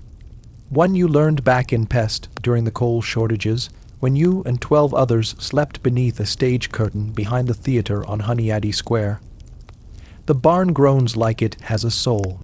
You wonder if maybe it does. Something wakes you, a light, not bright but steady, lantern light, swinging, moving. You lift your head from the hay and peer through the slats. It's behind the chapel. The same chapel where yesterday the priest said, "There's nothing here but bones and dust," where the records had been burned and the church bell didn't ring even when the governor died, where the rail map was found, torn from the registry, folded like a letter, and tucked behind the cross. You rise slowly. Your body aches. Your boots are stiff with frost. Lajos, the mouse, squeaks from somewhere beneath the straw, reminding you that this world is never entirely empty, only quieter than it used to be. You don't light a candle, don't speak, just wrap your coat tight and step out into the snow. The lantern is still there, not swinging now, still. You circle wide, around the chapel's edge, past the dead ivy, past the cracked headstones with names like Alona and Miklos and Rasa, the old bones of the village curled beneath them like forgotten prayers. The snow crunches under your step. The lantern hangs on a nail in the chapel's rear wall. Below it, half buried in frost and dead leaves, is a cellar door, You've never noticed it before, but then again, maybe you weren't supposed to. The latch is wooden, old. You pull it open with both hands, and it groans like a coffin lid. Inside, darkness, stone steps, the breath of something cold and old and not quite air. You hesitate. You go in anyway. Down in the dark, time changes. The steps are uneven, some chipped, some sunken, worn by feet that stopped coming generations ago. Your hand brushes damp stone. A spiderweb snaps against your cheek, and you pause, heart beating faster than your steps. At the bottom, the light returns. Lanterns, 5 of them, hung in a ring from rusty hooks in the ceiling. And beneath them a table, no, an altar, a square of blackened wood wrapped in old parchment inks, mirrored and sealed with wax, and on it a model train, small, iron, handmade, the kind a child might carve, if that child had seen something he couldn't explain and wanted to trap it forever in shape and metal. But this one moves, just slightly, wheels ticking in place like it remembers tracks. Its surface warm, though no fire burns near it. You step closer. There's writing on the parchment, not Hungarian, not Latin, older. You recognize one glyph, though. You saw it carved into the side of the train's boiler, etched in rust. A circle, split by 3 lines, like a wheel broken by lightning. Your breath clouds the model, and for a moment, just a moment, the iron train hums. Like something waiting, you don't touch it. Not yet. Instead, you study the walls. There are shelves here. Dust, covered and thick with wax drippings, filled with papers, folded maps, black, and white portraits of families you don't recognize, and names scribbled in different inks, different hands. Dozens of names, many crossed out, others circled. You find yours, not your first name, not your family name, but the nickname from the pest soup line, the coal ghost. A name you never told the priest. A name you hadn't heard since 178. You feel your knees weaken, not from fear, from memory. Who wrote these? Why, when? You don't have answers, only more names, more marked villages, more routes that don't appear on any official rail schedule, and more drawings of the same train, always the same, 5 cars, black steel. No number, no markings but the broken wheel symbol. No doors on the outside. You saw the real one. You stepped inside it. And you remember what was missing. Reflections. Not a single mirror, glass, or surface showed you back. Only your breath, only your voice, and the strange hum in the walls, like someone whispering in Morse. Back upstairs, the lantern has gone out. The snow has begun again, thick and soft, covering your footprints as quickly as you made them. You don't sleep that night. You sit beneath the chapel's eaves, watching the wind bury everything. And just before dawn you see them, figures, not men, not quite shadows either, walking the tracks. Their feet don't touch the snow, their eyes, if they have eyes, glow faintly red like coals, and one of them turns. Not to you, to the station, as if waiting for the whistle, but it never comes. The next day, the priest finds you in the graveyard. He says nothing for a while, just lights a candle in the chapel and offers you bread. You don't eat it. He asks softly, "What did you see?" You don't lie. You tell him the altar, the miniature train, the names, the shadows, and something else. You tell him that you think the train isn't a machine. It's a memory, a moving archive, something older than steam, older than even the bones beneath the chapel. You say, "I think it runs without rails, that it comes when a village is ready to disappear." The priest looks very tired. He says you're not the first to say that, and then, but you might be the last. That night it returns, no whistle, no coal smoke, just the hum. This time it stops 10 feet past the platform, as if uncertain. As if, watching, its doors remain closed. But you see the flicker of lanterns inside. Not oil lanterns, something else. White and blue and pale. Shapes move behind the glassless windows. You don't approach, but the priest does. He walks out, slow as ash falling. He doesn't knock. He just lays something at the foot of the steps, the same parchment, the one from the altar. The door opens, just one, and light spills out. The priest doesn't go in, but a voice comes out. Not words, not music, just a sound like breath being drawn, and the door closes again. The train sits for 6 minutes. Then it leaves. No tracks, no whistle. Just gone. You and the priest say nothing, but you both notice what's changed. The air, the smell, the snow has stopped falling, and in the chapel the bell tolls once, just once, though no one pulled the rope. The frost has reached your bones, but you hardly notice any more, not because you're warm, far from it. The cold now lives inside you, the way grief does, the way questions do. You've crossed past discomfort into something older, quieter, like a candle burning at the bottom of a dry well. Somewhere a fox yelps in the darkness. Somewhere a hoof cracks against frozen mud. You don't flinch. You sit where the tracks bend just slightly west of the station. Not because it's safer, not because it makes sense. You sit here because the wind carries the sound of wheels best in this spot. And tonight, the sound of wheels will matter, because tonight, she is coming. You think her name is Esther. You don't know why. No one told you. But when you closed your eyes last night, and again the night before, that's the name that echoed softly, like a lullaby hummed through a keyhole. Esther, it means star. She has been on that train, or she is the train, or the train is her dream. It's hard to know anymore. You haven't eaten since the bakery closed for good. 3 days, 4, it hardly matters. Time has thinned into thread. The snow muffles everything, even thought. And the others. Well, the others have stopped talking. One by one, they've wandered back to their homes, or into the forest, or deeper into their own heads. You no longer count how many are missing. You only count who still sees you, and only one person does. A boy, not a real one, or maybe too real. He wears no coat, no shoes. His breath doesn't fog, but his eyes hold memory. Not of you, no, he looks through you, but of something else, of someone. He points toward the hill. You follow. The slope is steep and broken with roots. A scar of old logging paths cuts across it, and you step carefully where others once dragged timber behind oxen long since dead. The moon watches from a low corner of sky, yellowed like old parchment, not full, not half, just a sliver, sharp as a sigh at the top, a clearing, no, a memory of a clearing. Snow barely settles here. The trees form a circle so tight, even wind can't quite pass through, and in the center stands an object you can't quite name. It's not a house, not a grave, not a shrine.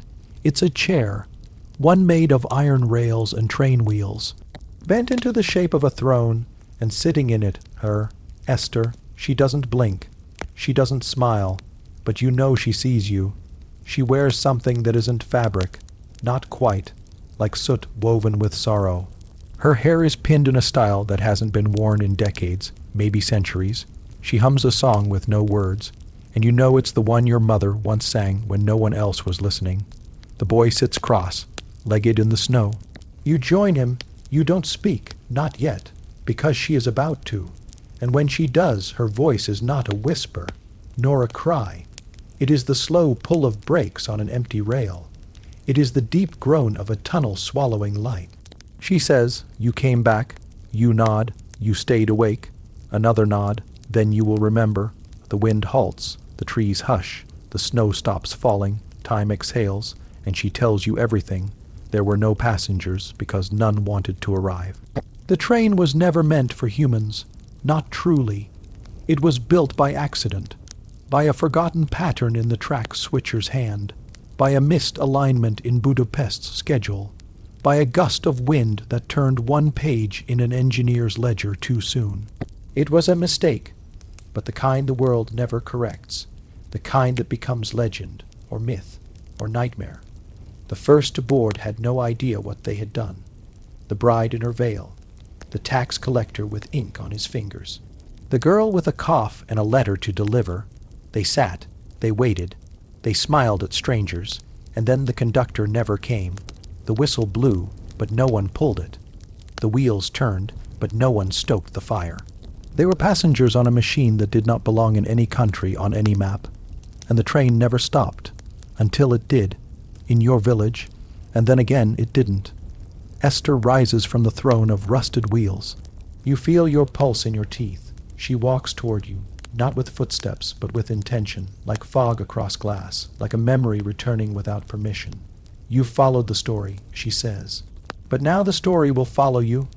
Your lips crack when you try to speak, not from fear, from age, because suddenly you are older, older than you were a moment ago, as if each word she says costs you a year. You whisper, "What do you want from me?" She smiles. It's not cruel, just inevitable, not what, who. She lifts one hand, the train arrives. It doesn't whistle, it groans, like wood under strain. Like grief with nowhere to go. Steam coils from the chimney, but there is no warmth in it.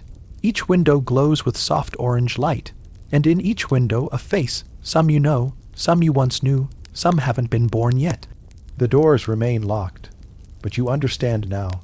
They were never locked to keep people out. They were locked to keep something in, and that something is memory. That's what the train carries, not people.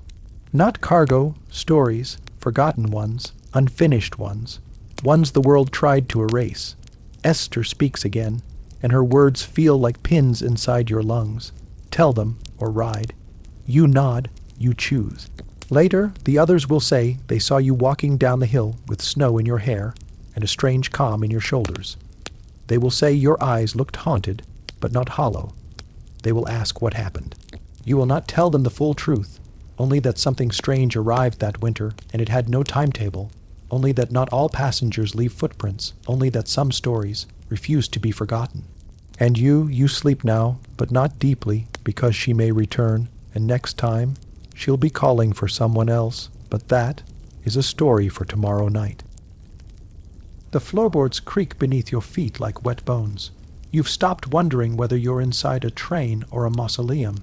You only know that you're deeper now, beneath the main carriage, beneath even the station itself, in what might once have been a coal storage room. Or something older. The air here tastes metallic, hot and damp like breath on iron, and yet the walls are rimed with frost, a paradox. But you've grown used to those. The door behind you doesn't shut, but you hear it close anyway. You take one step forward, then another, the ceiling lowers, your breath shortens. This place was not meant for standing men. Your shoulder brushes against rusted piping. Warm, then ice, cold. You don't recoil anymore. Only flinch a little. There's a set of bootprints ahead of you in the soot. Dusted floor. Fresh ones, small. Lajos, no, these are barefoot. Each toe clearly defined. Each print clean, as if pressed with care. You don't know whether to follow or turn, but you don't turn, because behind you there is only the past, and in front of you something wants you to listen. The boiler door is cracked open. Inside, no flame. Just darkness. You kneel slowly, like someone lowering themselves into prayer. Your knees crack. You're not as young as you were when the train first arrived. That was weeks ago, or days, or maybe just this morning. Time doesn't work right here. Your hands reach toward the darkness in the boiler. You expect soot, but the first thing you touch is cloth, wool, something folded, a coat. You pull it out, and it collapses into your laps, stitched with faded thread, still damp at the cuffs. The kind of coat a train conductor might wear, not a modern one, not a state-issued Hungarian rail uniform, older, private. There's a stitched name inside the collar, nearly worn through, Janos K. Your pulse hammers once. Then again, you've read that name in the ledger, the conductor, the original one, before this train ever crossed the countryside, before it disappeared the first time. He had a son and a sister who taught music. You remember these things now. You didn't read them. You remember them. There's movement in the pipe above you, not steam. Breathing, it echoes, slow and shallow, like someone dreaming through a long winter.